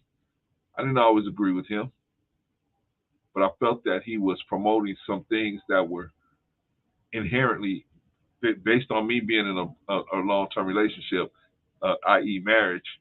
I felt that he was promoting some things as far as promoting some things that were not good in a long-term relationship, and with monogamy as the base. Now, if he was promoting that, saying, "Hey, I believe in polygamy, but you start in monogamy and then you work your way into polygamy, and everybody should know that, and everybody should be happy with that." That's one thing. But what he didn't do that. What he said was, we're gonna practice monogamy when it comes to you. When it comes to me, because of the amount of money I'm making, that therefore gives me the right to be polygamous in my dealings. I didn't necessarily agree with that stance. Not necessarily. I didn't agree with that stance because I know what that's going. I know the kind of pressure that's going to eventually put on you as a man is that eventually the woman's going to say, "Why am I allowing this to take place? I don't have to allow this to take place. Why am I doing that?" And she'd just walk away from you, right? She'd just say, "Hey, I'm done," right? Why would you want to get into a long-term relationship where you're already sowing the seeds of deceit or what's the word? Not deceit, but untrustworthiness. What woman is going to allow you to be with other women just because if I was, well, put it like this: if I was a woman and you told me, "Hey, I'm going to be with whoever I want to be, and because I make X amount of dollars, I'm gonna be with whoever I want to be." Me, I'm the type of person I would say, "Okay, if that's what you're gonna do, that's cool. I'm just gonna tax your ass for it. That's cool, no problem. I'm gonna tax your ass. That's cool. You have to break me off something special, break me off something regular, and by the time I got done with you, give me about 10 years, I would have broken you, and then I'll walk off the plantation." And I feel like that's how the average woman would look at it. After a while, they'll say, "Wait a minute, why am I doing this? Why am I doing this?" Eventually, the money ain't the issue no more, right?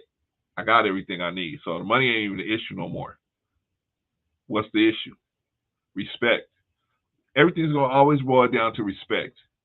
If you're gonna be out there doing what you're doing, you better do it in the most respectful way possible, in my opinion, because many people will have people will forgive you quicker if they know that you at least tried to respect them while you was doing whatever you was doing. But if you do blatantly disrespecting them, and that's I think what Kevin was teaching at certain points, some of the stuff he was talking about was spot on, but that was one issue I had with him. Yeah, I had a couple of them. That was one issue I had with him, was the teaching of the adulterous lifestyle. I didn't think that made sense for men who want to be in long-term relationships. You're making an enemy for yourself up front, in my opinion. But why are we doing this dumb stuff? Why are we? Are we possessed by demons? How do you know? How do you know if you're possessed by demons? How do you know? What do you see in a person that is possessed by demons, what are you going to see in that person? You're going to see, like I said before, when you're looking for red flags in friendships, even the first thing you need to look for is mental illness. A demon possession will push a person into mental illness. And what is the quickest way you will notice mental illness? The quickest way you're going to notice mental illness is you're going to see blatant incompetence. You're going to see incompetence. You're going to say, this person is smart. How come they can't make this happen? How come they can't just get just simple things done? What's going on? You'll see stuff like that, and you go, well, what's the matter? Person looks like they got it under control, but what's the problem? What's their problem? And they may be fighting an issue that you don't even know about. They may be dealing with an issue you don't know about, right? You don't know that this person is fighting with prawn. They have a prawn addiction. You don't know that this person may have a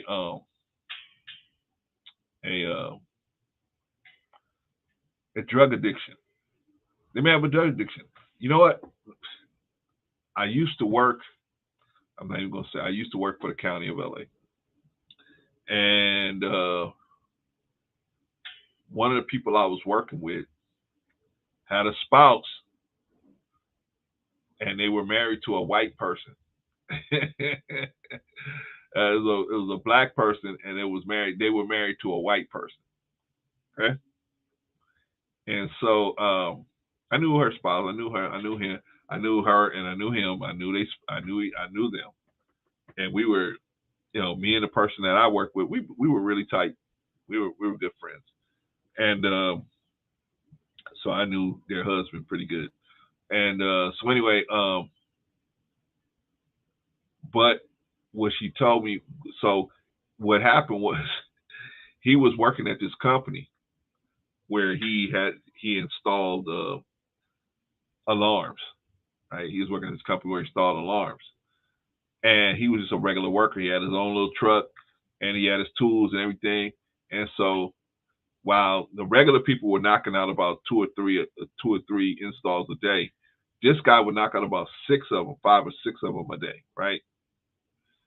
He was knocking out so many of them, they promoted him. They made him like a supervisor, right? They made him like a supervisor. So he fought him because he didn't want to be a supervisor. He didn't want to be responsible for other people, but he ultimately the money that they was giving him, he couldn't say no. But but now he had to be on the job, more. He liked it better when he could just come in, do his installs, and go home and sit down and smoke his, do his drugs. So anyway, the sister was telling me that he likes to do what they call a what was it they called it? It's when you mix the weed with the cocaine. I forgot the name of it. Man, I forgot the name. But he used to like to make a cigarette like that. And so, he liked that. Was it Speedball? No, that was something else. I forget the name of it. But anyway, he liked that cigarette. So what happened was she had to go get the cocaine, because when he went to go get it, nobody would sell him anything because he was white and they thought he was police. So they would never sell him anything. So she had to go buy it for him. But she herself was just a weed smoker. And one day she was explaining to me how he likes to do that every day. And I was looking at her like, but you don't see no problem with him smoking crack every day? No, not a problem at all. He goes to work. He takes care of business. And I said, but you're not scared that one day it's gonna fall off? No, not at all. I was like, ooh. I said, okay. What can you do, man? One of your friends tell you, hey, man, think about this. One of your friends, a good friend of yours, said, hey, yeah, my husband is, you just in the course of talking, they said, yeah, my husband, he uses crack and he uses heroin, and he goes to work every day. And this is a person that you've seen, you seen and met for yourself, so you know this is the person not crazy. But then nobody tells you they're a functioning drug addict, and you're like, what? I had no clue.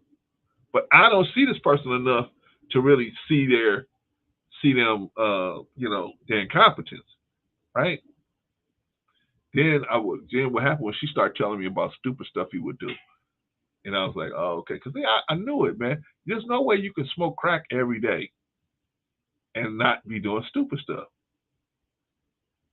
But eventually, it started evolving, and I'm not gonna get into the details, but it got really bad. So I'm like, but I knew from the beginning that was the situation. But the point was, why didn't he, when he noticed that his life was going into a downward spiral, why wasn't he able to just say, you know what, F this crack, right? Or F the cigarette, or whatever it is, what they was doing. I forgot what they called it. Whatever they was doing, why can't we, I just need to leave this alone. Why couldn't he just leave it alone? Demons. See, I told y'all before, man, the demons what the demons will do is they want a certain level of, they want to control the electrical energy in your brain, right? They want to control and how do they do that? By creating chaos. Because the more anxiety, the more volatility of the electrical activity in the brain. That's what they want to control, electrical activity in the brain. So they want it to be volatile. And if you are an even keel, that ain't no fun. They're not going to be able to live there or survive there. They need that volatility of highs and lows of electrical energy so that they can be at home. So what they do is they put pressure on you in the brain to do stuff that you know better, but it creates this anxiety. You saying to yourself, I don't even know why I'm doing this. Why am I doing this? Right? Shout out, Brother D. Good to see you, brother. Yeah, man. Why am I doing this? Why am I doing this? You know what? I used to go to work. I go to work on a street called Figueroa. Look it up on the internet. It's called Figueroa out here in Los Angeles. And they have women of the evening. I mean, about women of the evening working on Figueroa for about 50 blocks, right? Known place where people can go at any time of day. Right now, it's Sunday. Most people are respecting that it's Sunday and they should either be in church or be sitting there behind at home somewhere, right? Right now, if I get in my car or get on my bike and go over there to Figueroa, I will find women working over there. And I don't mean bagging groceries. I don't mean bagging groceries over there. But the post sisters are over there working, right? But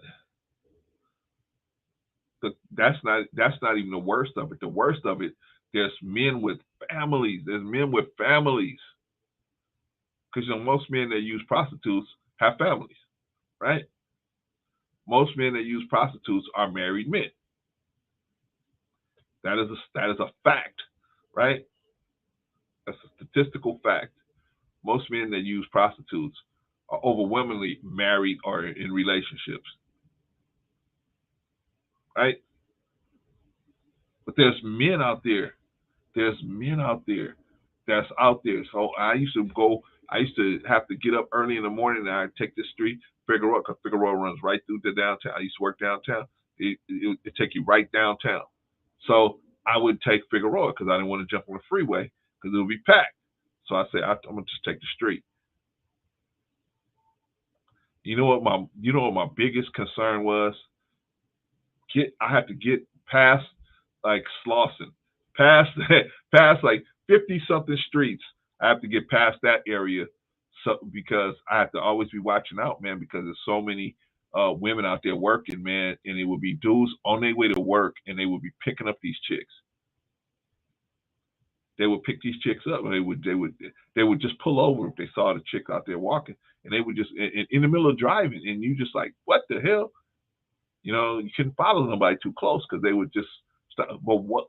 This is my question: what drives a man that's on his way to work to say, you know what I'm gonna do? I'm gonna stop here and mess with one of these prostitutes that's out here in the street? What drives a man to do something like that? Is he just a dog? Is he just an evil person? In most cases, no. In most cases, what drives him is the possession, the demon possession. Because how does demon possession work? Demon possession works by what the demons do is they put pressure in the brain. They put pressure in the brain. You get a headache. They put pressure on you. The demons don't talk to you in English. Brother D, what you need to do is you need to go out here and get one of these. They don't talk to you like that. What they do is they put an image in your head, and then they put pressure on you to either act on that image or not act on that image. And if you start thinking about acting on that image, the demons will release the pressure. They will release a little bit of the pressure to let you know you got a good chance of the pressure being relieved if you go ahead and act on this. What they don't tell you is your anxiety is going to go up because you know this is something that you shouldn't do, right? See, the demons don't want you to think about the risk you're taking. The risk to your health, the risk to your family, the risk to your safety, the risk to everything that you got going on. They don't want you, the demons don't want you to think about the risk. It's a high risk in doing something like that. The risk is so high going out there getting involved with prostitutes. It's so high, especially at the street level. It's just so high, right?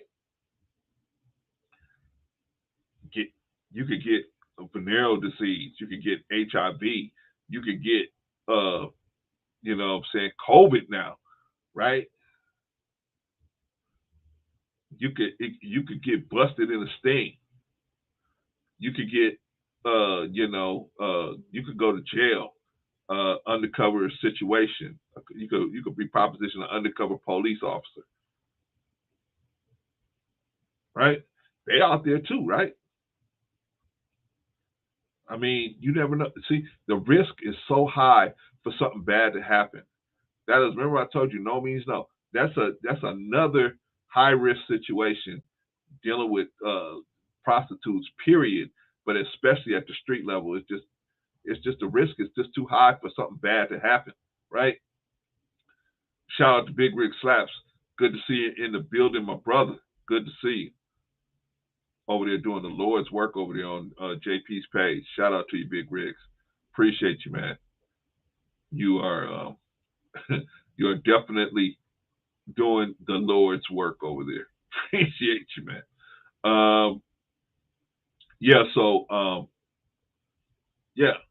But guys continue to do it. Why? Now, I know some of you guys probably don't even believe in demons, and I'm not trying to have you be spooky, right? We're not talking about spooky demons, right? A demon that is, gets into your body and it's a looks like a person, but it's a demon with horns on it. And Quantum says the Lord's work. What I mean with the Big Rig, he goes over there and he kind of like settles the energy down over there. You know what I mean? He kind of keeps the energy at a level where everything is able to be talked out. You know what I mean? Whereas sometimes, if you let JP go, man, JP can go. JP can get going, and the whole camp over there can get going. And 9 times out of 10, when I look over there, Big Rigs is the voice of reason over there, right? So shout out to Big Rigs, man. Shout out to JP, by the way. Anyway, demons. So the guys that's out there, they get it. So what about, okay, maybe you don't have that type of issue. Maybe you don't have that type of issue, right? With the prime or with the going to get the ladies out on the street. But just look how dangerous that situation is.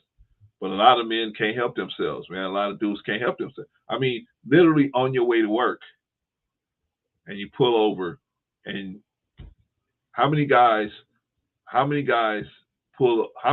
tomorrow morning on their way to work on Monday morning are going to pull over and pick up one of these prostitutes out here on Figueroa and end up getting HIV, end up getting COVID, end up getting,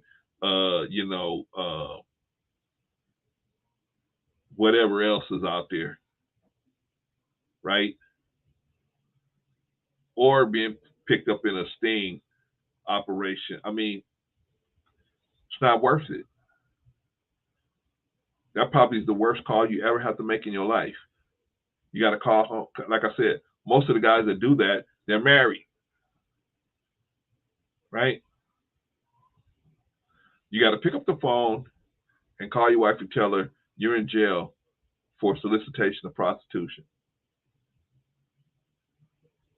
That's got to be one of the worst phone calls ever that you have to make. And your wife has to be the person to come and get you out of that situation. The person you pissed on has to be the person to get you out of the stockade. It's just, why put yourself in that situation? But see, like I said, demons don't make you consider the risk of what you're doing. You don't consider the risk. Same thing. I was talking to you guys earlier about a friend of mine and her husband on this drug thing. See, when you get into these drugs, man, it's a high risk. I lost one of my cousins way back in the 70s, 21st birthday. A bad batch of heroin. This dude lost his life, 21st birthday. He passed away with 2 girls in the bed with him. He had a bad hit of heroin, and it just knocked him out. It just that was it. I don't see why that's even a necessary issue. But see, that wasn't me. I was never possessed by that. I didn't come into demon possession till later, where I got caught up. So I know you can get caught up, but I know you can walk out of it too. You can walk out of it. If you really want to, you got to walk out of it. There's steps you have to go through to get out of it. You ain't gonna just, if you all caught up, you ain't gonna be just we call it counseling alone. That may help some people, but ultimately what's gonna help you walk away from these demons is you. You have to starve them to death. They say starve a cold, feed a fever, or starve a fever, feed a cold, whatever. I don't know, however it goes. But you got to starve these demons, man. You cannot give them what they're looking for. You got to just starve them. And see, most of us don't even know. Most of us that demon possessed, we don't even know. If I go out there now and then see these dudes out here pulling over trying to get these prostitutes to jump in the car with them, they would say, ain't nothing wrong with me. I just want to, my wife ain't doing what I want her to do, so this person will do it, right? They don't even know. They don't even know, man. They don't even know they possess. They don't even know they possessed or even think they possessed. Even think to say, why am I doing this? They just know they got that headache, and they know that the pressure is going to be released once they do whatever it is they're trying to get off, right? Sister Rita said, get hold God hold you some pure horse, it will kill you dead. I've seen people OD. You don't forget that. I was younger. That fast life caused some people. Yeah, I was one of the people. Not so much the drugs, but the sex, definitely. I was out of my mind. I was out of my mind, Sister Teresa. I was out of my mind. Man, dude, like the guy I showed you earlier in the stream, that brother Shahid, he was another brother that pulled me, and he was like kept pulling on me. Other people didn't see no reason to keep pulling on me. That brother kept pulling on me. He kept working me. He kept pulling me. He kept saying, we got a job for you. You need to come. And he kept pulling me into the mosque. Kept pulling me into the mosque. You know what I mean? Shout out to that brother.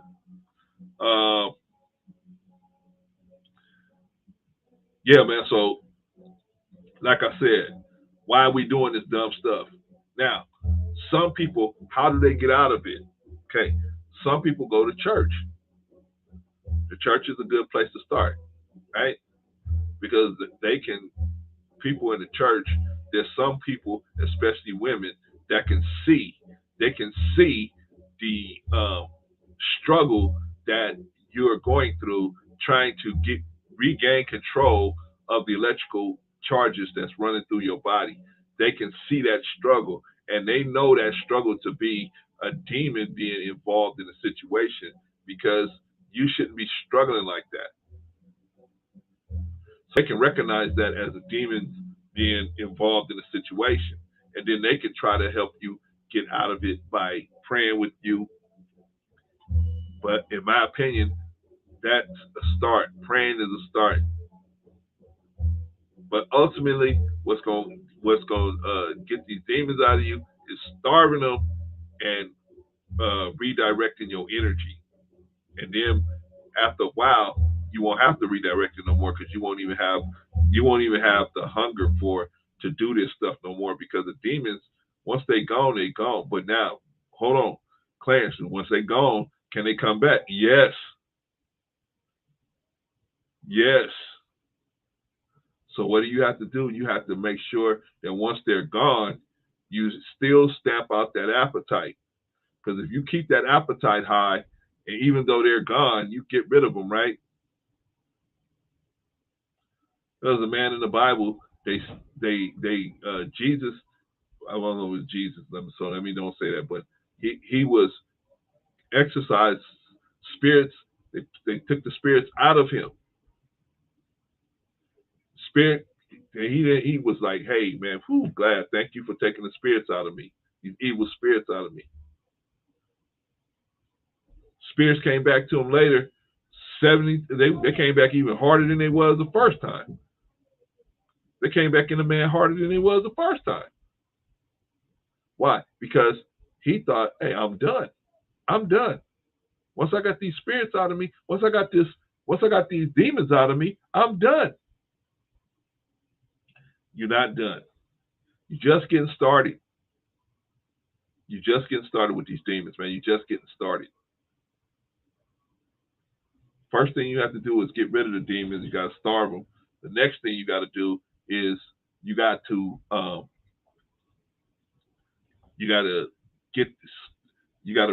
get that appetite under control, right? To where you can't be triggered anymore, right? The demons want you to be in a position where you're triggered.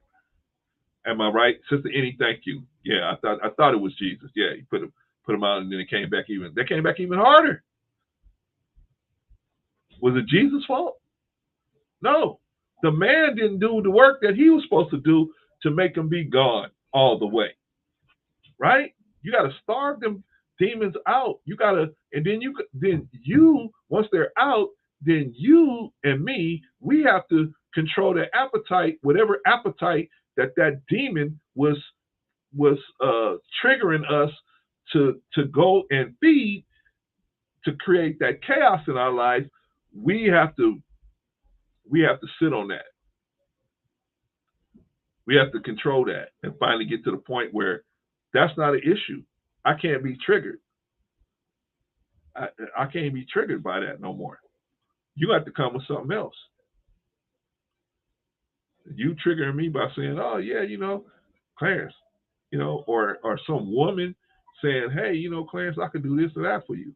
I'm sure you can, but I ain't triggered by it no more. I ain't gonna be like, "Oh no, I'm gonna," I want to risk my whole life. See, because like I said, the demons don't want you to understand the risk. They don't want you to see the risk involved in your behavior. They just want you to act.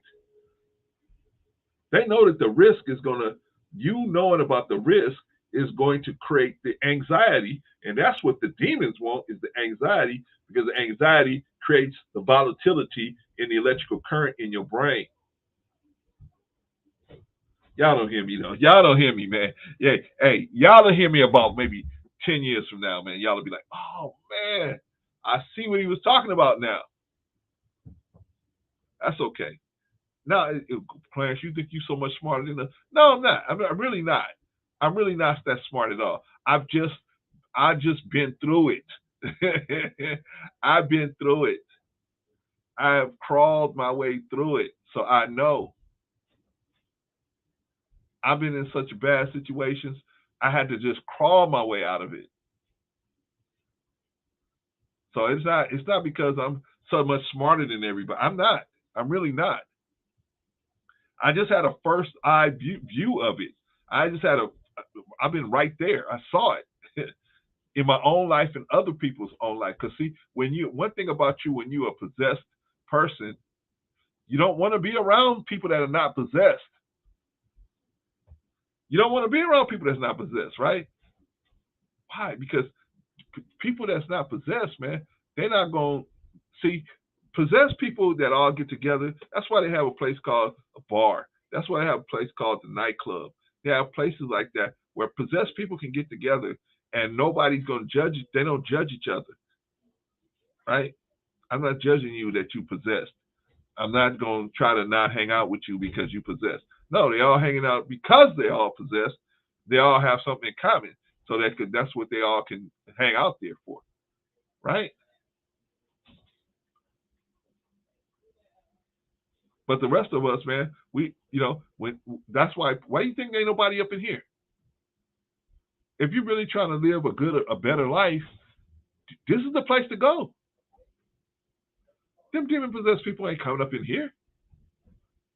And you see, we eventually get them out of here. If they do come up here, we eventually get them out of here. It's not a comfortable place for them, right? I don't want it to be a comfortable place for them. I would just keep asking them questions. You know what the best thing to do with people to see? You know what you want to know if you're really dealing with a demon possessed person? Say you don't have the like me, where I've seen so many demon possessed people. I know what it looks like. But say you haven't been around that long and you haven't seen all that, so you want to know, okay, demon stuff. Ask questions. Start asking somebody who you think is doing something outside of what they professing. Ask them about it, right? What demon possessed people hate more than anything is being questioned. They don't want to be questioned. Why? Because they're scared they're going to be uncovered. The demon don't want to be uncovered. So it will create anger in the demon, and the demon will create anger in you. And then you will start to respond to the person in a defensive position when it's unnecessary. Hey, brother, I'm asking you, hey, did you pay your bills? Did you do this? Did you do that? What are you asking me that for? I told you, I am this person. If you ask me a question, then you're doubting that I'm this person, and then I have to just react to you. I'm not doubting anything. I'm just asking you a question. But when you start asking questions, you start getting too close, they get upset. The demon in them will get upset, and they'll push them to anger. And you just ask them questions. How you know, Clarence? You haven't seen that. I have seen it so many times. I've experienced it so many times. I've been that person. I've been that person that got upset over nothing. I've been that person. I know. I've been on both sides of this situation where I was the one saying, man, something's not right with this person. Let me see what's going on with them. And I start questioning the person, and the person gets so angry with me, they just storm off and leave. Right?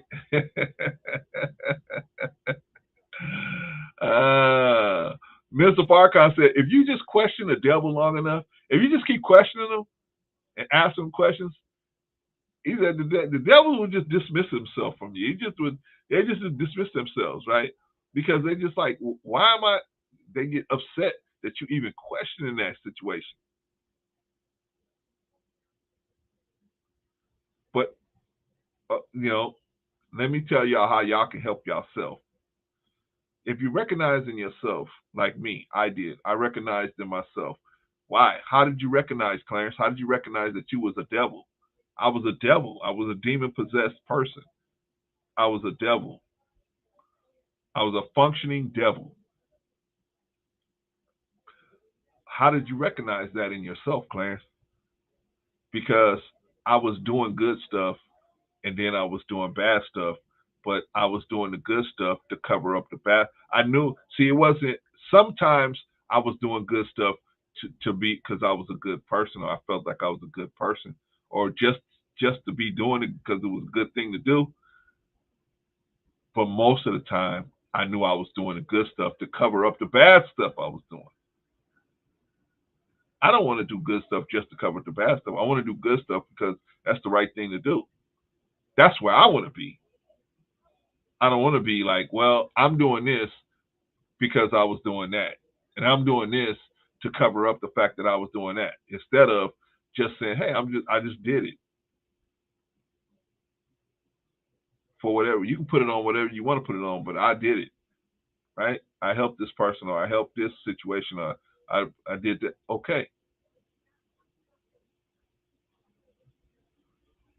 So people that's possessed, they got to spend a lot of time covering their tracks. They got to spend a lot of time covering their tracks, man, because what happens is if you leave the tracks out there, people will start figuring out, wait a minute, there's a conflict here. You say you believe in this way of life, right? And you follow in this way of life, but you're doing X over here. How can you explain this conflict? And we all have conflicts. You know what I'm saying? I don't care who you are, the most righteous Muslim, and you the most righteous Christian. We all have conflicts. We all do stuff, and we say, man, this is a conflict in my core belief, right? And we got to do something. We got a decision to make. Am I going to go through with the conflict and create this conflict, or am I going to just not do it and not do whatever it is so that I can be in alignment with my true beliefs? It's something. It's something we gotta figure it out. We gotta figure it and see what we're gonna do.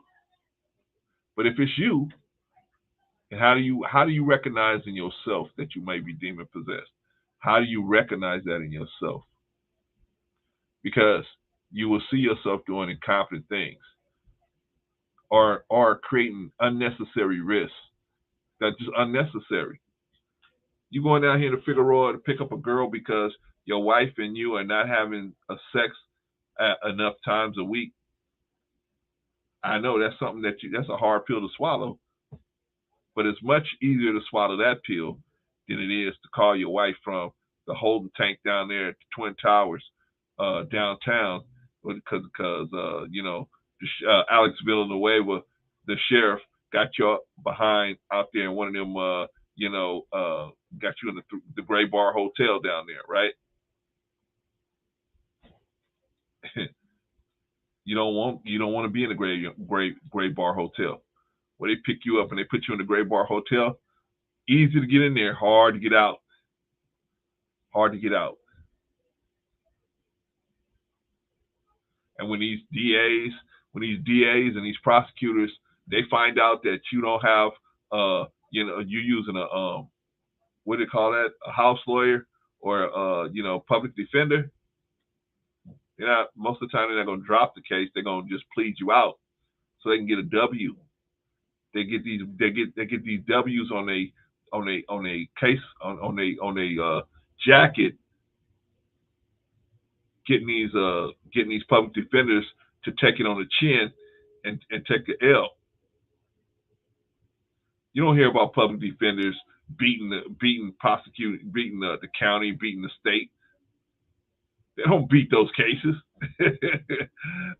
In most cases, they don't beat those cases. Only time they drop, and before they even get to the point where it's a case, the DA will drop it. If they don't think they can win, they'll just drop it from the beginning. They see that either the evidence was collected and wrong, or it's not evidence that's going to be admissible, or the situation is just they don't have enough to do what they need to get a slam dunk. They'll just drop it. They're not going to go to trial and lose. And not even if they got a chance of losing. If they know they got a chance of making it happen, they'll go to the public defender and say, "Hey, look, just get the dude to plead out. Works for you. I'll remember you later when you start trying to get into get onto the county and try to be a lawyer for us. I will remember you. You let us get this one by." Oh, okay. No matter how they're going to affect somebody's life, right? Just remember us.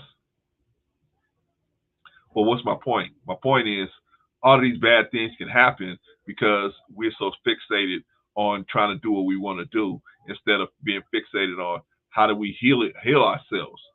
You're demon possessed and you don't realize you're demon possessed. That's the issue right there. That's an issue right there. So what you got to learn is how to recognize when you are demon possessed and how to get your way out of it. I already told you. When you see yourself doing really incompetent things, that should let you know, hey man, something's wrong here. I'm smart. Why am I still putting around here when I got the brains to be able to do whatever I want to do, but I'm not doing it? What's going on here? You see all this incompetence, you say, uh-oh, I need to check myself. So what do you do? What do you do? Clarence, I realize now that I have a prime problem. Okay, what you need to do right away is fast. Fast from that situation.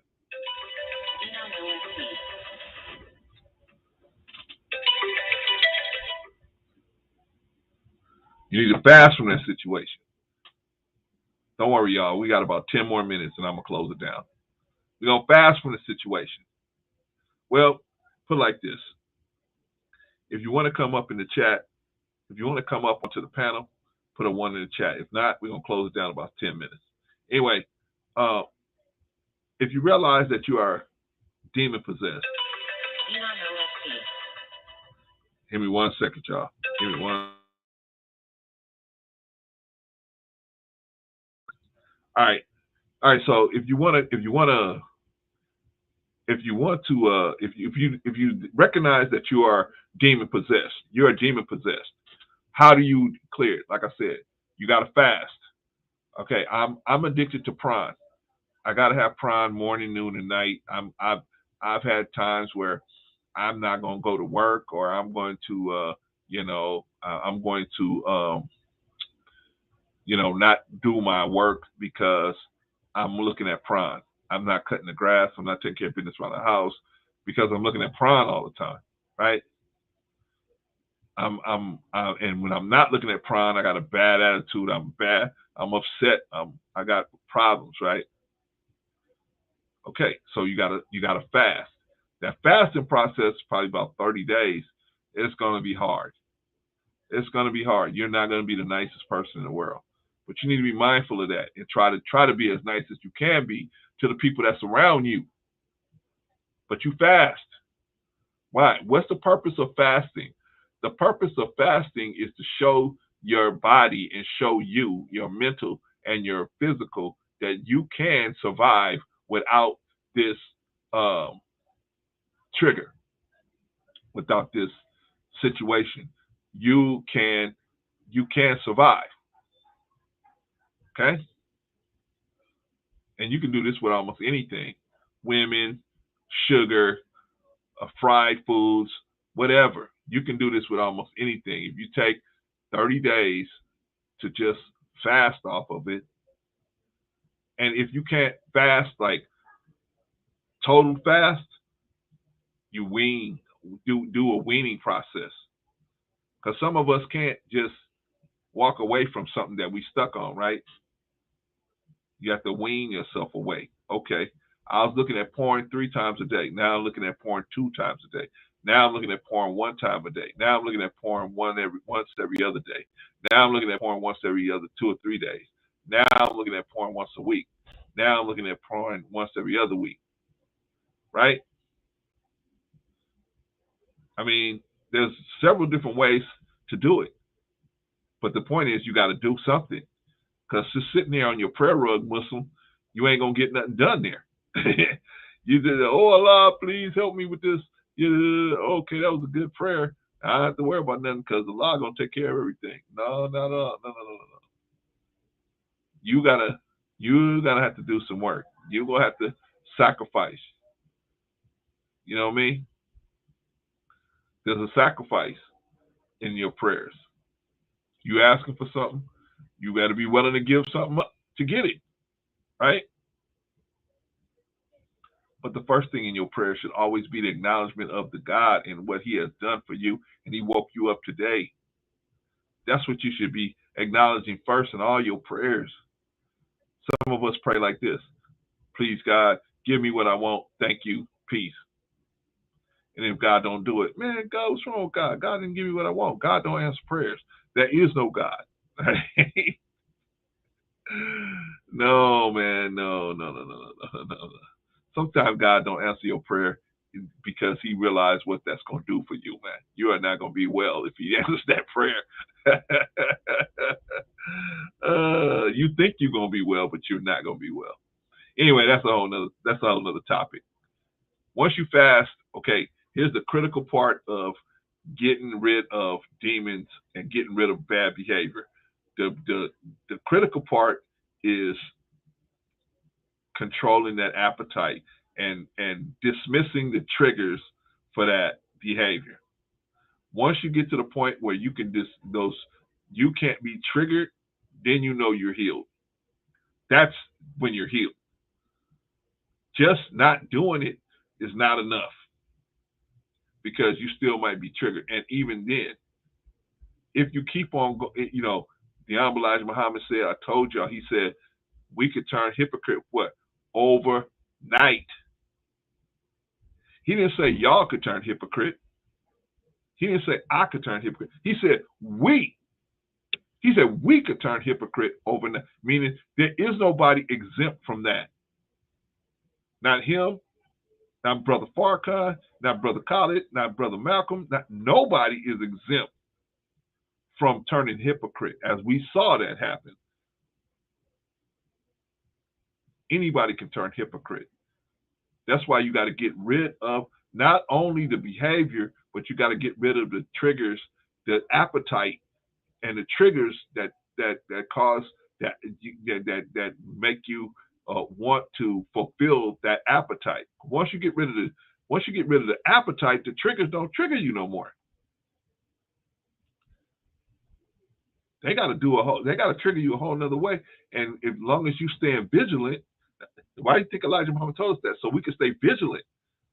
We're not going to let no triggers develop to let it. See, if we don't pay attention, see, you can develop triggers for anything.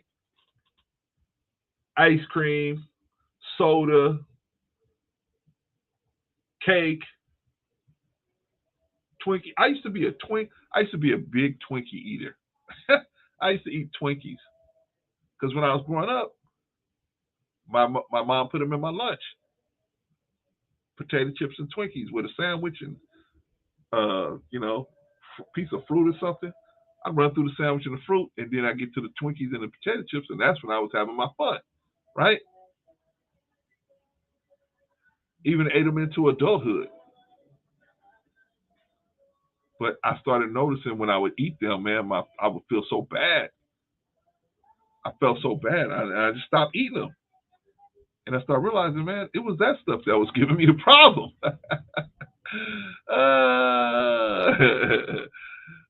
Shout out, Sister Reza said, I had a bad problem with gum. After a surgery on my jaw, to that point, I broke half another tooth. I had to stop candy and bread. It was hard. Yeah, but hey, you know what you need to do, Risa, right? You know what you need to do, right? I mean, sometimes we got to watch what we're doing, because who else is gonna be there to tell you? Most of the time, these doctors, man, they just gonna give you a prescription to just get with the deal with the symptoms of what you're really dealing with.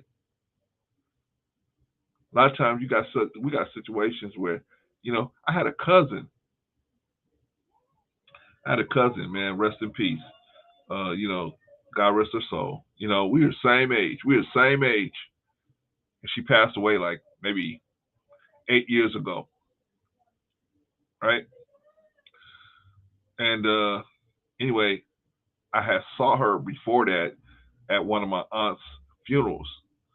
I had an aunt that passed away, and I saw her at the repast, and I couldn't even believe it was the same person. She looked like she was about 1,000 years old. I mean, she looked terrible. And what happened was, she got so sick, and she had such an issue, Risa, that her lower jaw had just fell off. It basically had to be removed. I think she had some cancer or something, and something where she had developed something real bad in her mouth, because she was out there prostituting, right? And wasn't taking care of herself. She was out there on the street. Now, I didn't know this about her. I hadn't seen her in about maybe 10 years.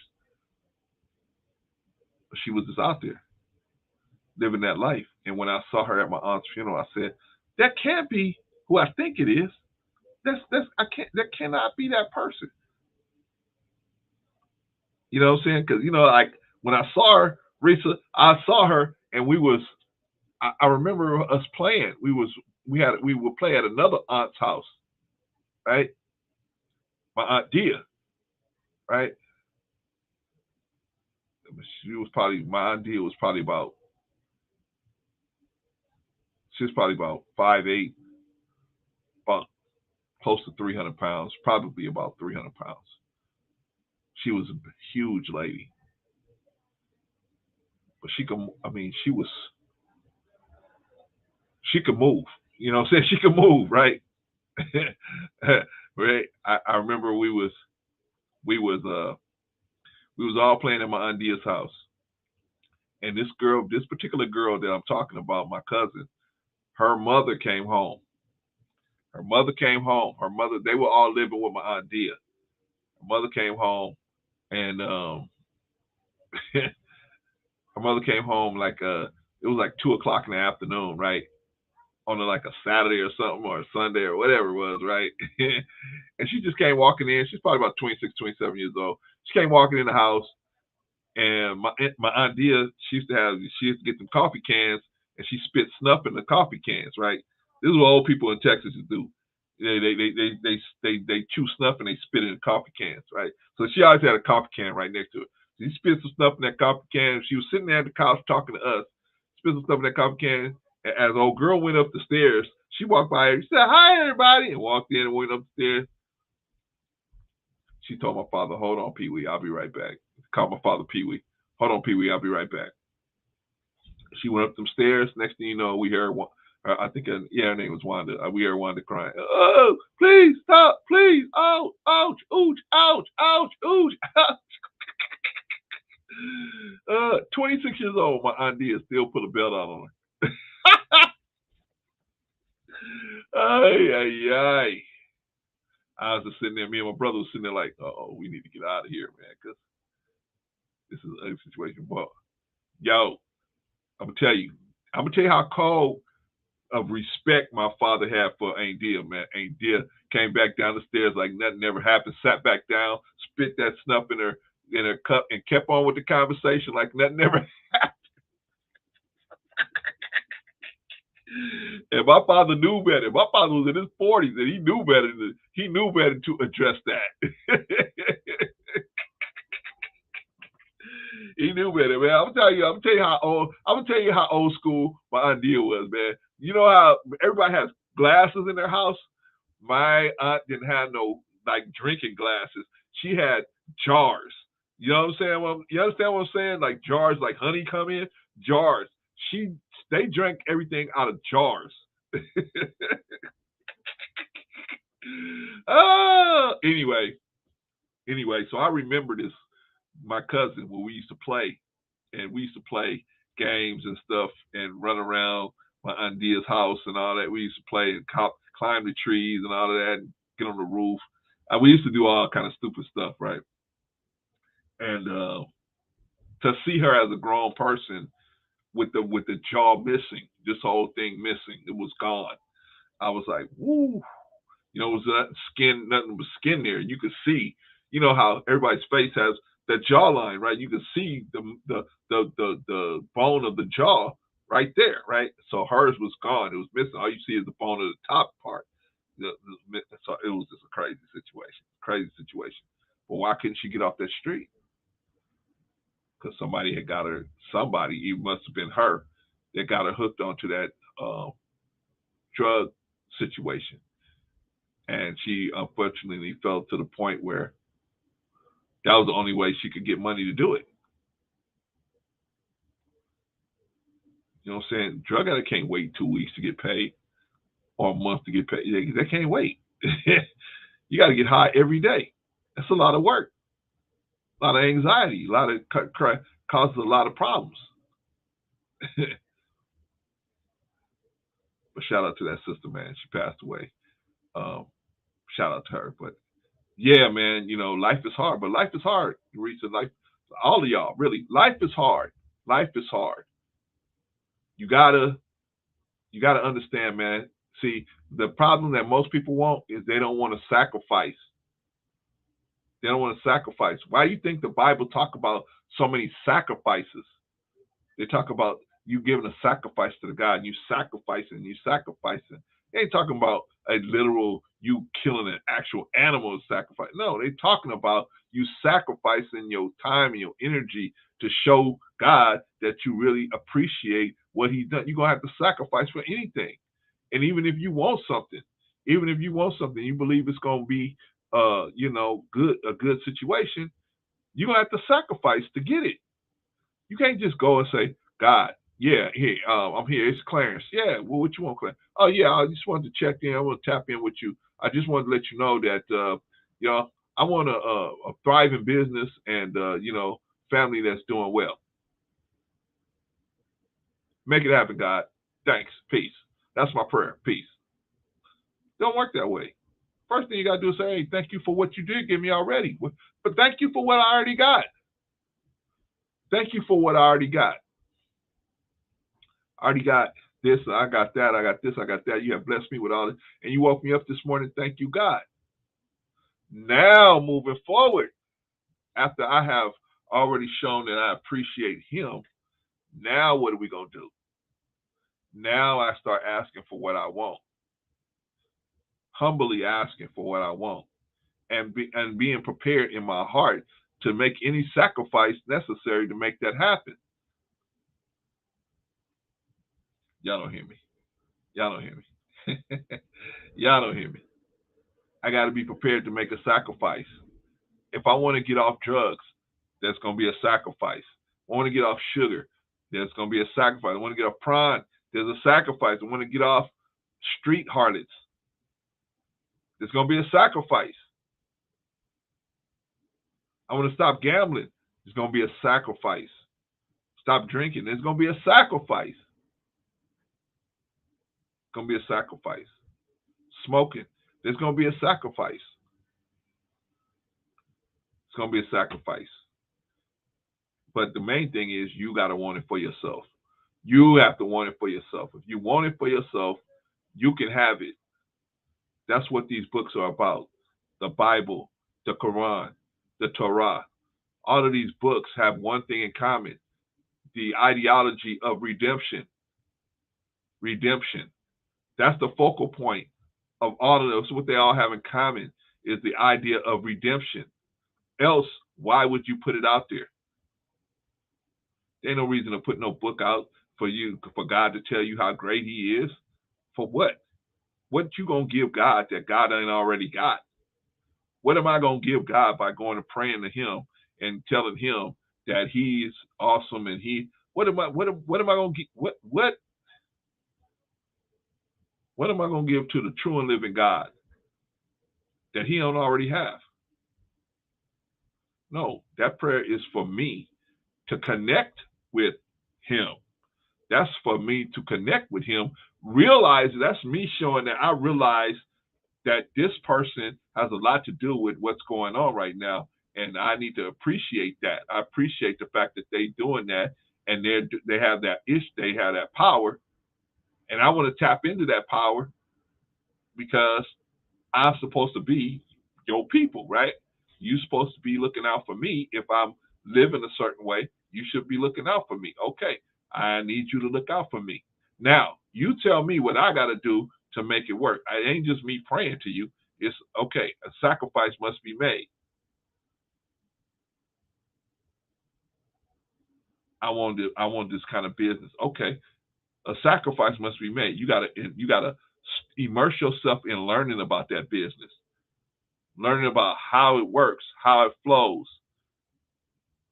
What are the raw materials needed to make said business work? How are they fused together? How are they separated?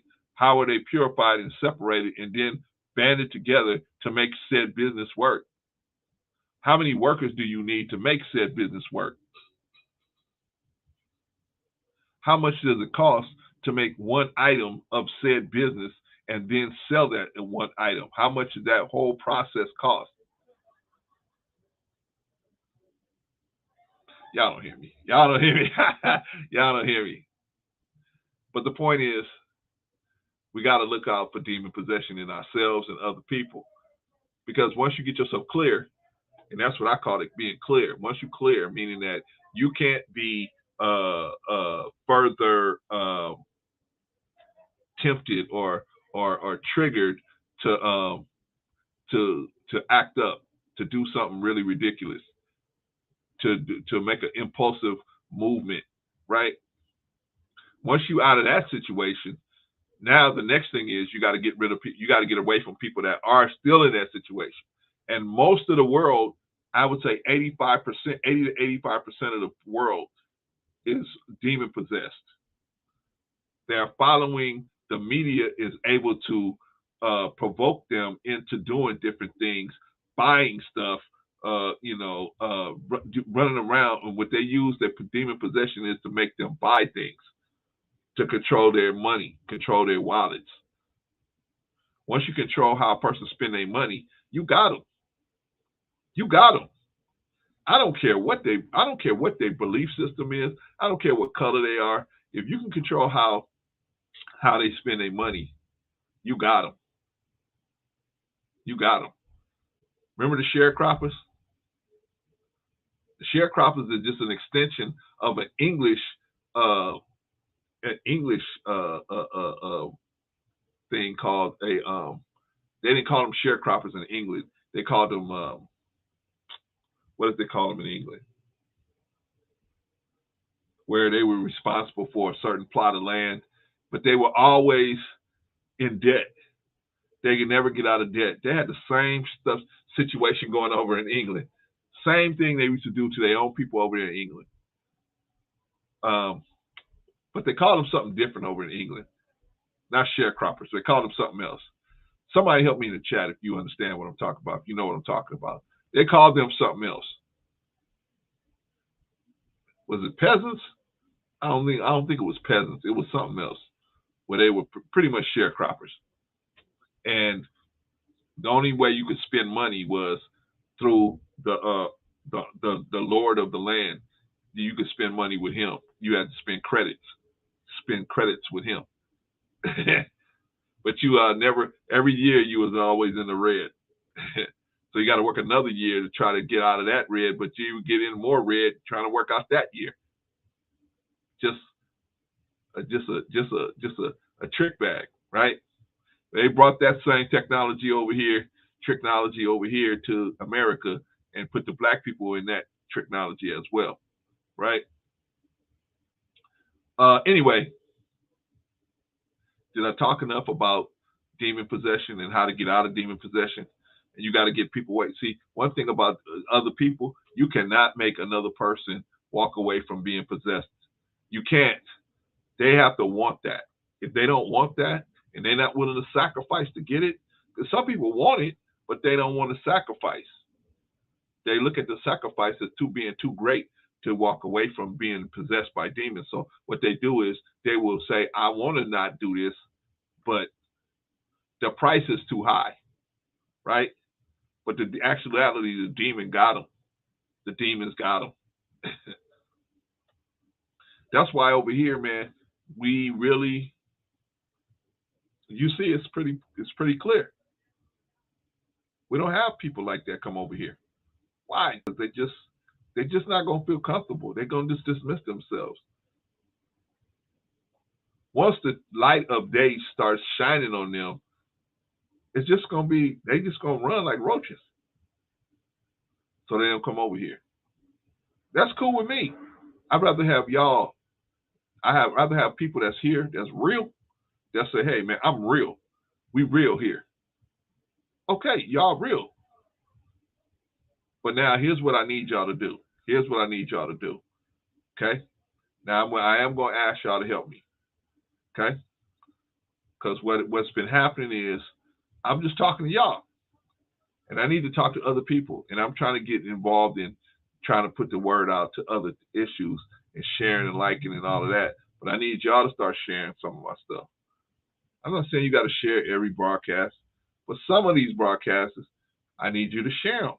If you really, and you can say, hey, I don't agree with everything Clarence say, but hey, man, at least the conversation's open.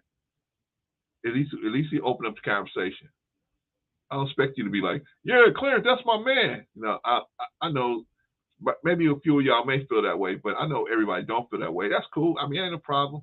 I don't even agree with my own wife every time on everything, right? But I believe I'm teaching a good message. I think I'm trying to get people to be right. I'm trying to get people to be good, better people. I'm not preaching no religion. I'm not preaching no, go to the government with your hand out looking for the government to help you. And I'm not preaching none of that stuff. I'm preaching that we can do it all on our own. We just got to come together mentally and say, we can do it on our own, right? Don't look to no one religion to help you. Don't look to no. You have to think for yourself. You have to think for yourself. And that means that you got to do some investigating. You have to do some investigating. And I don't mean, oh, well, like if somebody told me, hey, and people have told me, hey, man, there's all these contradictions in the Bible. But if I ain't checked for myself the Bible to realize, hey, man, there's a lot of contradictions in any book. In the Quran, it'll seem like there's a lot of contradictions there. But like the Quran says, the book is sealed to you. What does it mean? The book is sealed. It's sealed to the disbelievers. It's sealed. What do you mean? It's stuck. You can't open it because you don't believe in. No, you can open it, but the meanings will be sealed to you. You can't get the full meanings out of everything because you don't believe in this way of life. You don't look at this way of life as a way of life to live. Then of course this book is going to be, the meanings in this word is going to be sealed to you. Same thing with the Bible. It's going to be sealed to you. You're not going to be able to understand what you're actually looking at and be able to interpret it properly if you don't believe that righteous living is a way of life and you're really searching for righteousness. Some people are really, they're looking to make sure that the Bible is a bad situation. Same thing with the Quran. Same thing with the Torah. Same thing with any religion. It justifies their not having to do the work to actually see whether something really makes sense or not. And applying it and doing it. Because they read it and it's sealed to them. They're not looking to get growth out of it. They're not reading it in the right spirit, right? Shout out to the disbelievers, man. Shout out to them. You know what I'm saying? But you guys got to come with it, man. You got to, at least here, I'm not trying to get you to be no Muslim. I'm not trying to get you to be no Christian. I'm not trying to get you to be no Jew. I'm not trying to get you to be nothing as far as religion. I believe, like Brother Malcolm said, leave your religion at home. That's where it should be used the most, in your home. You know what I mean? Religion ain't helping us being out here in the street, with our religion. That ain't helping us at all. What thing is going to help us is a unified platform of and codes of conduct. That will help us. If we could ever agree to that situation, that would help us. All right, y'all. So we talked about demon possession. We talked about why we can't get out of doing dumb stuff. I gave you a solution, right? Starvation. You got to starve out. You got to starve these demons out. You got to starve them out. What do you mean? How do you starve them out, Clarence? You do a cleanse. You do a you cleanse yourself by fasting away from those appetites. Well, Clarence, that's hard. I know. Everything is hard. You're talking to a person that I've been dead several times. Here I am. Because I'm too hard-headed to understand that I should be dead. I'm too hard-headed to understand that. I'm too hard-headed. It's not that I'm righteous. I'm so much better than anybody. I'm not. What I'm actually am is I believe that God can fix any situation where a person really was willing to do the work. If their plan is available to get that accomplished, and you're willing to sacrifice to do this plan, then you can be healed. I know I'm healed. I've been healed. I was a piece of work. For what is healing? What is being healed? You are healed when you don't have that pull anymore. When you don't have that pull in the bottom of your stomach that says, I gotta go do this. You want to see what I'm talking about? There's a movie called The Cell. Watch The Cell with Jennifer Lopez. Watch the movie called The Cell, where she had to go into the mind of the serial killer. And when she got into his mind, what was he? He was just a little boy. He was a scared little boy. But then what happened? That thing came over and it just took over everything, right? Took over the little boy, took over everything, took over everything. And she had to fight that thing, right? That's how it happens, right? Comes in, those demons will take over your whole rational thinking. They don't want you to think rationally. They want you to think impulsively. If you think rationally, you'll take the time to say, why am I doing something like this? Why am I stopping to pick up a prostitute on my way to work? And then hope for the next 3 or 4 days that I don't have nothing happen. I gotta not have sex with my wife because to try to protect her. And I mean, just crazy. It's crazy. But dudes do it. Unfortunately. All right, y'all. I think that's enough for today. I think I gave you guys enough for today. How to be demon possessed, how to get out of demon possession, and also how to acknowledge other people that they are demon possessed. Try to put them in your rear view mirror. But that's my kids and my wife, and well, then here's what you do with your children and your wife. You slowly put a program together that is cause them to either have to step to the program or get off the boat. That's what you do, especially if you have grown children. What you got to do is take a situation and say, okay, no problem, but this is what I'm going to do. If you want to continue living here with me and being involved with me, then you have to acknowledge this and move according to this to be around me. Now you don't have to; it's up to you. But that's what you're gonna have to do if you want me around. Why want you around? Well, then this is what we're gonna have to do. And you slowly start creating this standard. You don't see what most black men, what we try to do, throw a big standard on somebody right away. You got to follow this standard right away. And a lot of times, people might not be as strong as us to be able to just, adhere to a strict standard right away.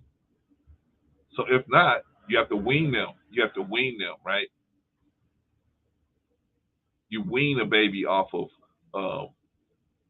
the teat. You wean a baby off the teat, and you wean them onto hard food, right? Right? You got to wean people off of stuff, man. You got to wean people off of stuff. That's mercy. You got to have mercy, man. You can't just throw a brick wall up on them. And one day they've been walking through the woods this way, right? That's what the white man did to the American Indian, right?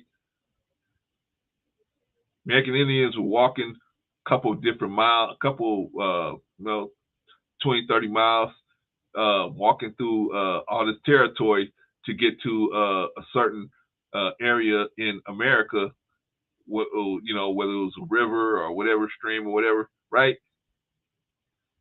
Then they see fences. The Native American they didn't have a word for the word fence. They didn't understand what that was. Somebody had to break that down to them. What is a fence? What is that? What is the purpose of a fence? Because the way they saw it, this is all of our land. This God gave all of us this land. We don't need to fence it. What do we need to fence it for? We go where we want to go. White man said, no. You don't go through here. You got to go around that fence.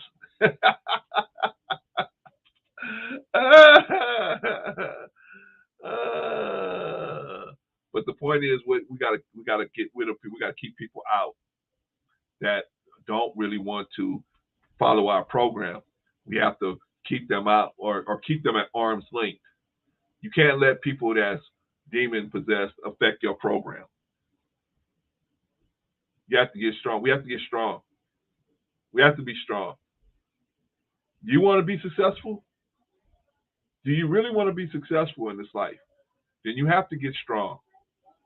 And you're going to have to say no to some people that you used to say yes to. I got a friend right now that I used to spend a lot of time with. I used to spend a lot of time with this person. And over the years, we've kind of grown apart. He's single. He's a single dude, and I'm married. We both were married, but he got a divorce back in the day. And but he's single. I'm married. Okay? So I have different objectives for my day than his day. For him, his day is great that he has all these different girls calling him and talking to him every day. That to him is a great day. That ain't no great day to me. What is good is me? A, I know I'm not trying to have sex with none of these women, so why am I talking to them?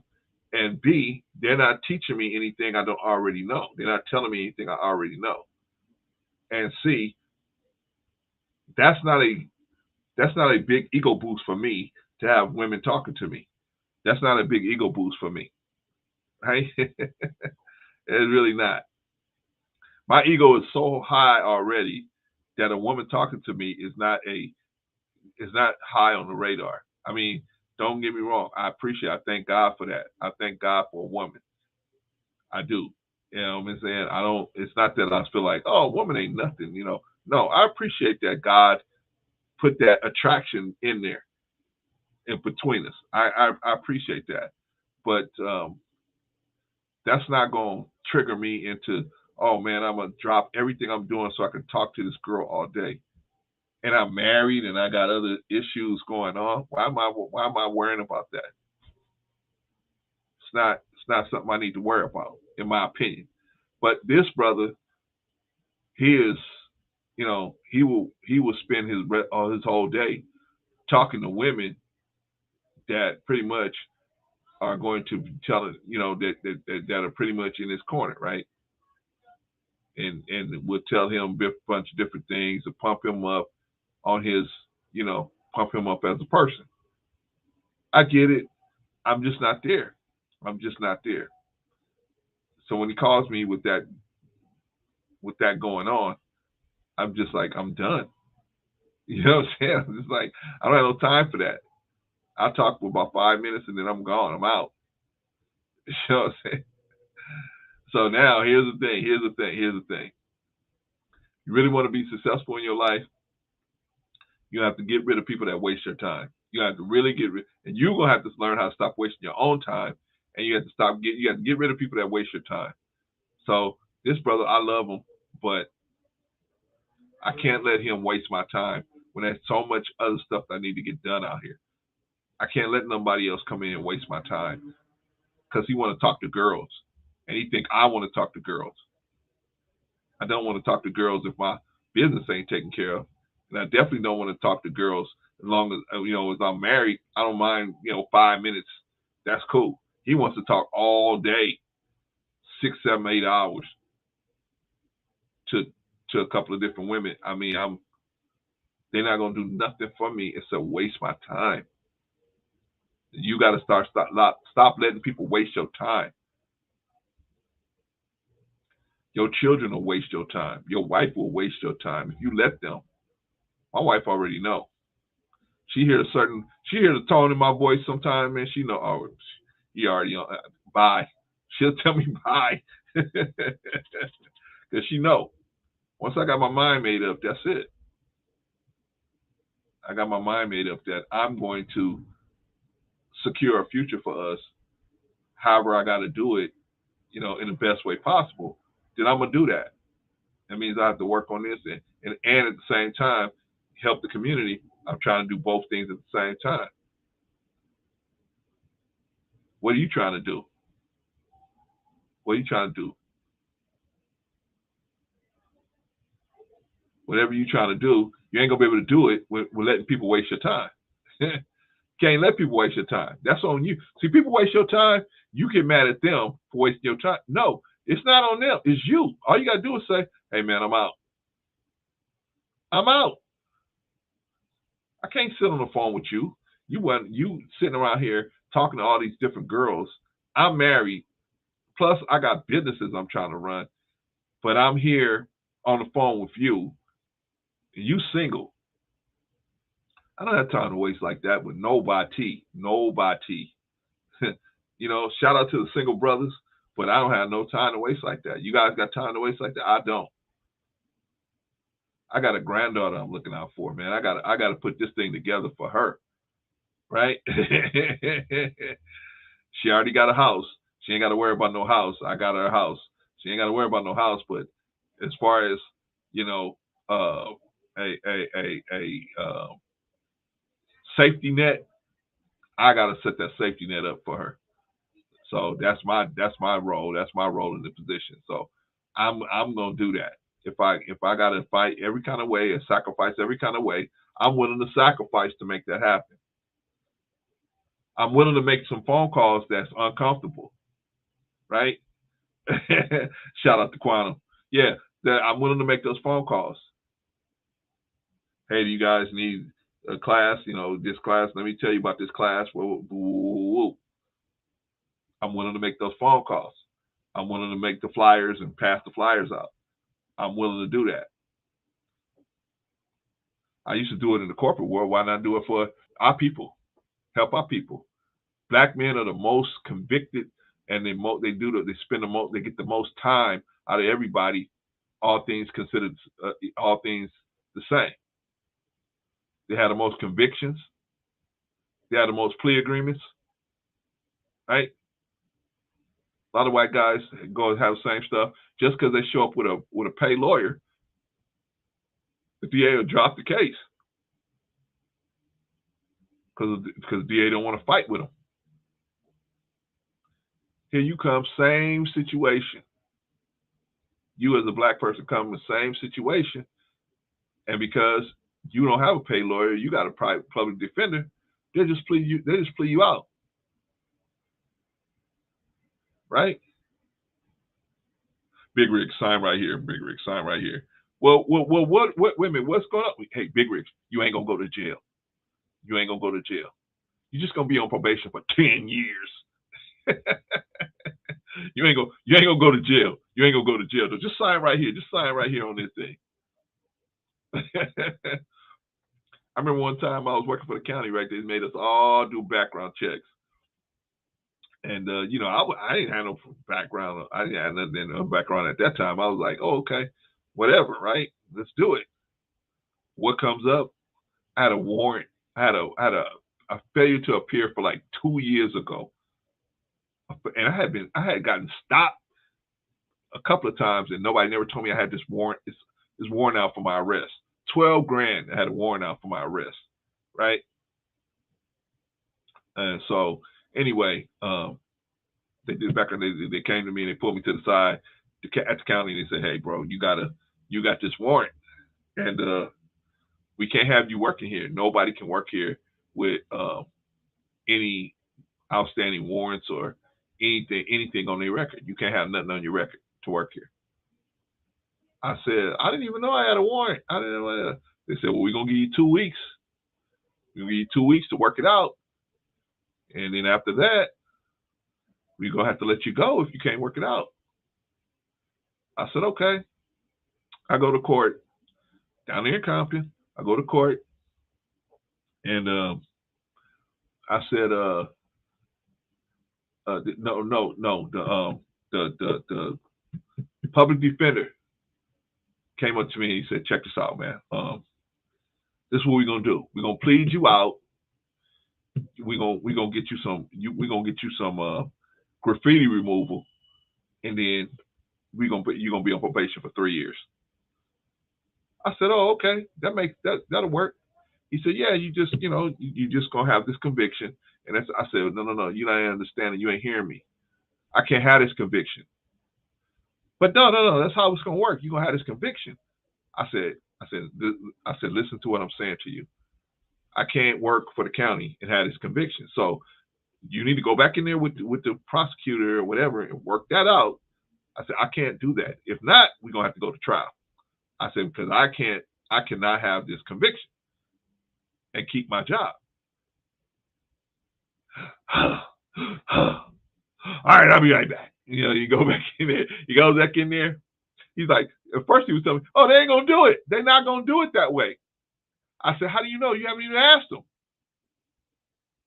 They're not going to do it. They're not going to do it. I keep telling you they're not going to do it. Right down there in Compton. They're not going to do it. They're not going to do it. The public defender. They're not going to do it. I'm telling you. This is the best deal on the table. Clarence, sign this. I might as well go to trial. I got everything to lose. I can't.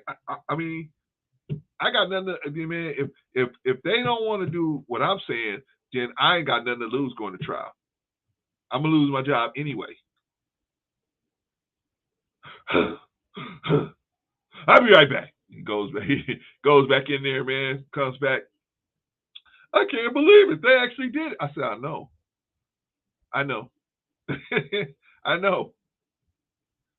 See, sometimes you got to just beat these people on the head, man.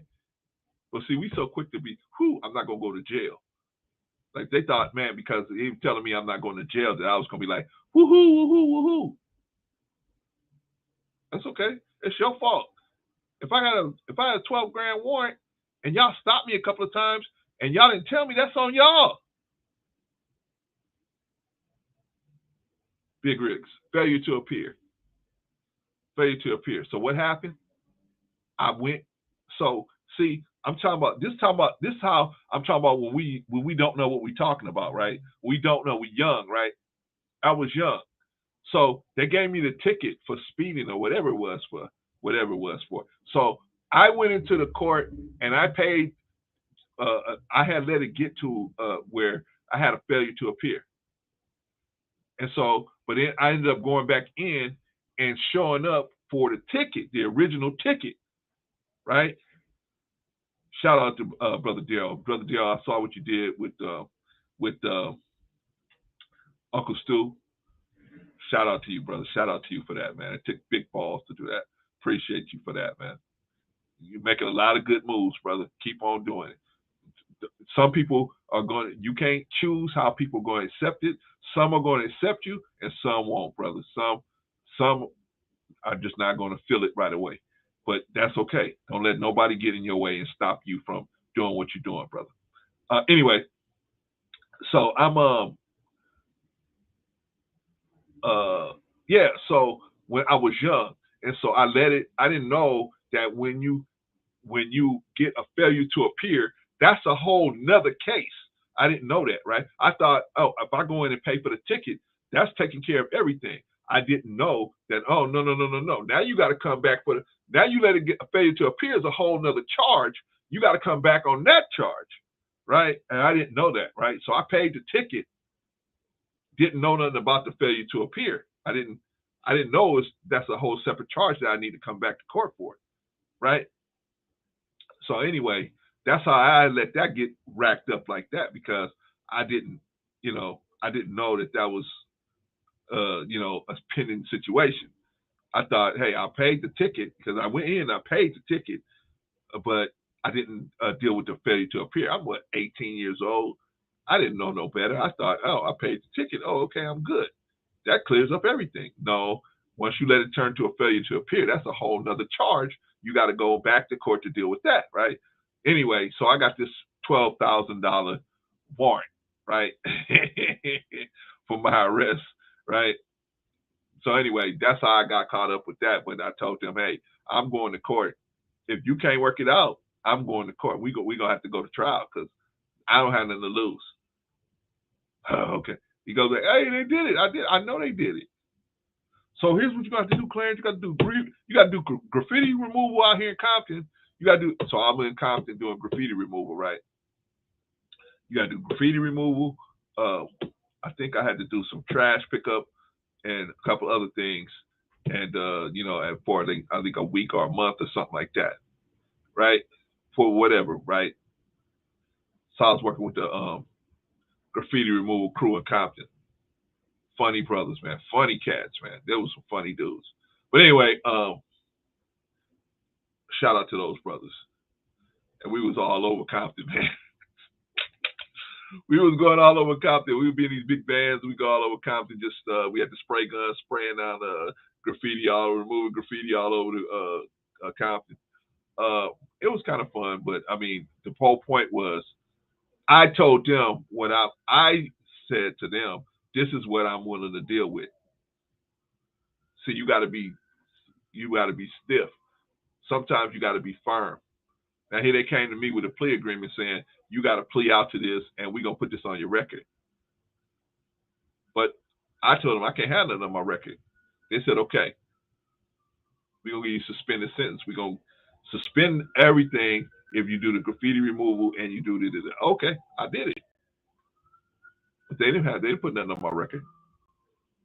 So I'm saying, but I had to push that issue. A lot of times we go in, especially as black men, we go into a situation, especially a situation where we're in the court. We go in and we just take what they tell us, especially if they say you ain't gonna go to jail. Oh, I ain't gonna go to jail. Oh, sign right here. Yeah, sign this. You ain't gonna go to jail. That's what you want, right? They don't tell you, hey, we're putting this on your record, we're putting that on your record. You try to get hired anywhere in the state for a state job or a city job or a county job, you're done. You're done. Yeah. But anyway, shout out to everybody in the chat. Shout out to everybody in the bushes. Shout out to everybody, man, in the replay. Shout out to all of y'all, man. I just wanted to drop some information on y'all to help y'all, show y'all that, man, we not stuck doing nothing, man. We're not stuck. We got to fight. We got to fight to get ourselves right. We got to fight to get ourselves and keep ourselves right. It's a fight. You know what I'm saying? Just because you say, I'm different and I'm going to be a better person, you think that people ain't going to come running at you to try to make you push you off your square? Shout out to Brother Daryl. You think people ain't coming to push you off your square, Daryl? As soon as you say you don't want to be that way no more, here they come. All these people that have been following you and subscribing to you, what do you think they're going to do? Some of them, a lot of them subscribing to you and following you because of the beef. They're going to try to rattle your chain to get you back out there on that beef.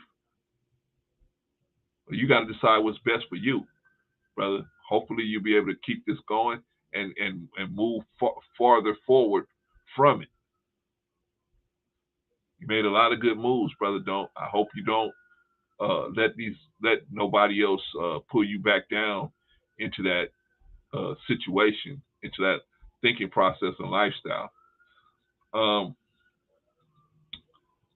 Brother Sim says a salute while I walked home from work. Finally hot in NYC. I hear you, Brother Sim. Same thing, man. Out here in LA, man. I was telling my wife, my granddaughter's sick. I said, man, she needs some fresh air, man. She's been in the house for 3 days because she got sick. She caught a cold off one of her classmates. And so she been in the house. I said, no, man, you got to put out here. She said, oh, it's windy out there. I said, no, it's hot out there today. I went for a walk this morning too. Shout outs, Brother Sim. I went out for a walk this morning myself. You know what I'm saying? I made breakfast this morning, man, but I needed an onion.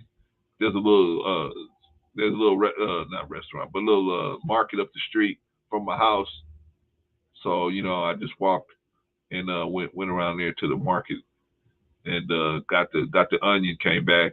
All I needed was an onion. Had everything else. Came back and made some breakfast.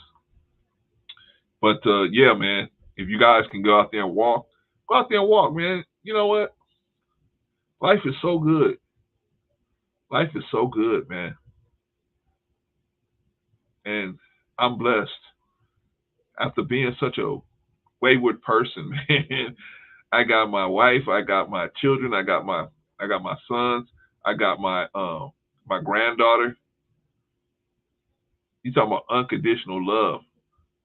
My granddaughter, man, I mean, she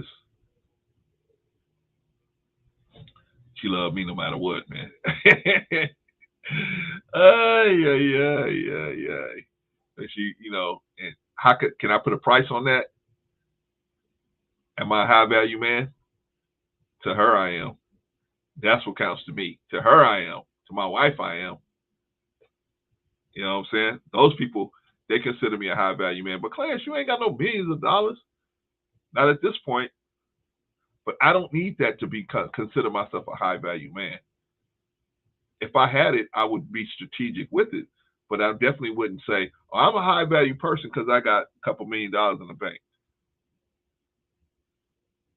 What makes you high value is how can you be, how do the people around you think about you? What do they think about you? Are you high value to them?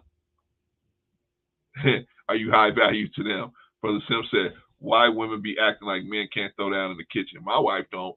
My wife, I'm telling you, man, my wife knows I cook a lot. Well, not a lot. I used to cook a lot. I used to cook most of the meals in my house. They have kind of retired me from doing a lot of it, but I still cook every now and then. I cook sometimes breakfast and sometimes different things that I particularly want, that I know the way I flavor it the way I want it.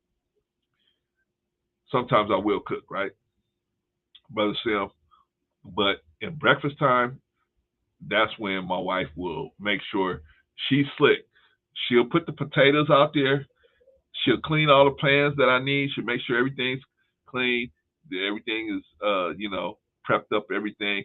And so everything I need to do the chopping, everything I need to do the peeling, everything I need to do the cooking, everything I need is right there. That's when I know, okay, She want me to cook breakfast, right? She didn't have to say nothing to me. She'll just set the area up, and if I see it set up like that, I most likely I will get up early and deal with it the next morning. You know what I mean? Because my granddaughter likes the way I make the pancakes, and so I will make those for her, right? Or for everybody in the house. I actually will make them for, but she's the catalyst for the pancake situation. Then for my sons, I make the potatoes, and then of course the eggs, turkey bacon, turkey sausage, etc., etc. Right? But my wife, no, she know. They like the way I make breakfast because the way I present it and everything. I'll put it on platters and all that. I just, yeah, you know, I do my thing, Sim. Brother Sim, I do my thing. I do my thing. My wife know that. So she know that, man. So definitely she will definitely let me do my thing in the kitchen, man. As long as I'm making something she knows. That's something she don't know, maybe not. Anyway, Brother Sam, what you got me off my program, man. What am I talking about? Oh, I was talking about how you can get what you want if you're willing to struggle for it. If you're willing to struggle and sacrifice for it. Like I said, they wanted to put that jacket on me. They wanted to salute to you, Brother Sam. They what they want to do is they wanted to put that jacket on me and give me that conviction. And I had to tell this man, hey man, I'm not taking no conviction. I'm not. If you want to try to put a conviction on me, you try to get me to plea out, I'm going to trial. I'm gonna really make you do some work. He didn't want to do that work, man. He didn't want to go to trial on that one, right? So he went back in it. But the point is, he had me thinking, oh, they'll never agree to that. They'll never agree to that. And they tell you that. And I said, how you know? You haven't even went over there and asked them. You haven't even went over there and asked them. Why? Because it ain't you. You ain't got no wife to feed. You ain't got no children. What do you care if I get a conviction and lose this job and can't get another job? What does he care? Right? I said, well, it's not going down like that. Anyway, all right, y'all. I'm gonna end the stream here. I think 3.5 hours. We did pretty good. Shout out to everybody that came into the stream, everybody that came up, everybody that was in the bushes, everybody that all you guys that come through on a regular for me. I appreciate y'all, man. But remember, man, if you can, try to start sharing some of what we talking about, because I'm trying to grow the channel and it's hard to grow it because I'm just talking to the same people, and you guys at this point I'm preaching to the choir, right? And I want us to grow the channel. I love being able, but I think the good part is going to be when there's so many people in the chat that only my OGs, thank you, Risa, only my OGs will have wrenches, right? Only my OGs will have wrenches, and then I could talk to my OGs. I could hold everybody over, and talk to you guys after the stream, right? All you guys could, hold over and come up after the stream, and you can still be icons and everything.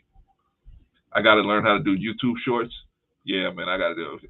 Brother Sam, I'm old, man, but yeah, I need to learn how to do it, man. I need to learn how to do it because got a lot of content, man, and most of it's hidden in these 2 or 3, these 4 or 5 hour streams. A lot of good information is hidden there, and I need to be able to put that together. But any of y'all want to show me how to do it, man?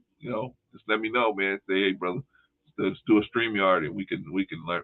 I'll teach you how to do it. All right, y'all. But I'm gonna end the stream. Thank you guys again for counting through. But like I said, if you can just share one of these things a month, one of these streams a month, at least that'll help get get us out there and get because I think I'm trying to give you guys real value. You know what I mean? And you know, but I don't want to just sit here preaching to the choir. I want to, you know, get the message out there so that we can get people, and not so much the subscribers. I don't think that I don't look at myself as the kind of person like the lead attorney where you're going to be making a whole bunch of money. I don't see that for myself. What I see is just getting the message out there and then getting the conversation started and then having people have a safe place to be able to come and just talk about it. You know what I mean? I want you guys to have a safe place where even if you disagree with somebody, a chaotic or something like that, you can disagree with somebody, but at least you can still, you know, have a place where you can discuss it. You know what I'm saying? But anyway, we'll talk about some other issues. I will see y'all again on Tuesday, probably Tuesday, and then we will talk about some more stuff. I'll get some good topics for y'all. But until then, I will see y'all later. Thanks everybody for coming through on a Sunday. Hope God bless you to have even better day than I'm having, and you know, appreciate all of y'all for stopping through. Peace.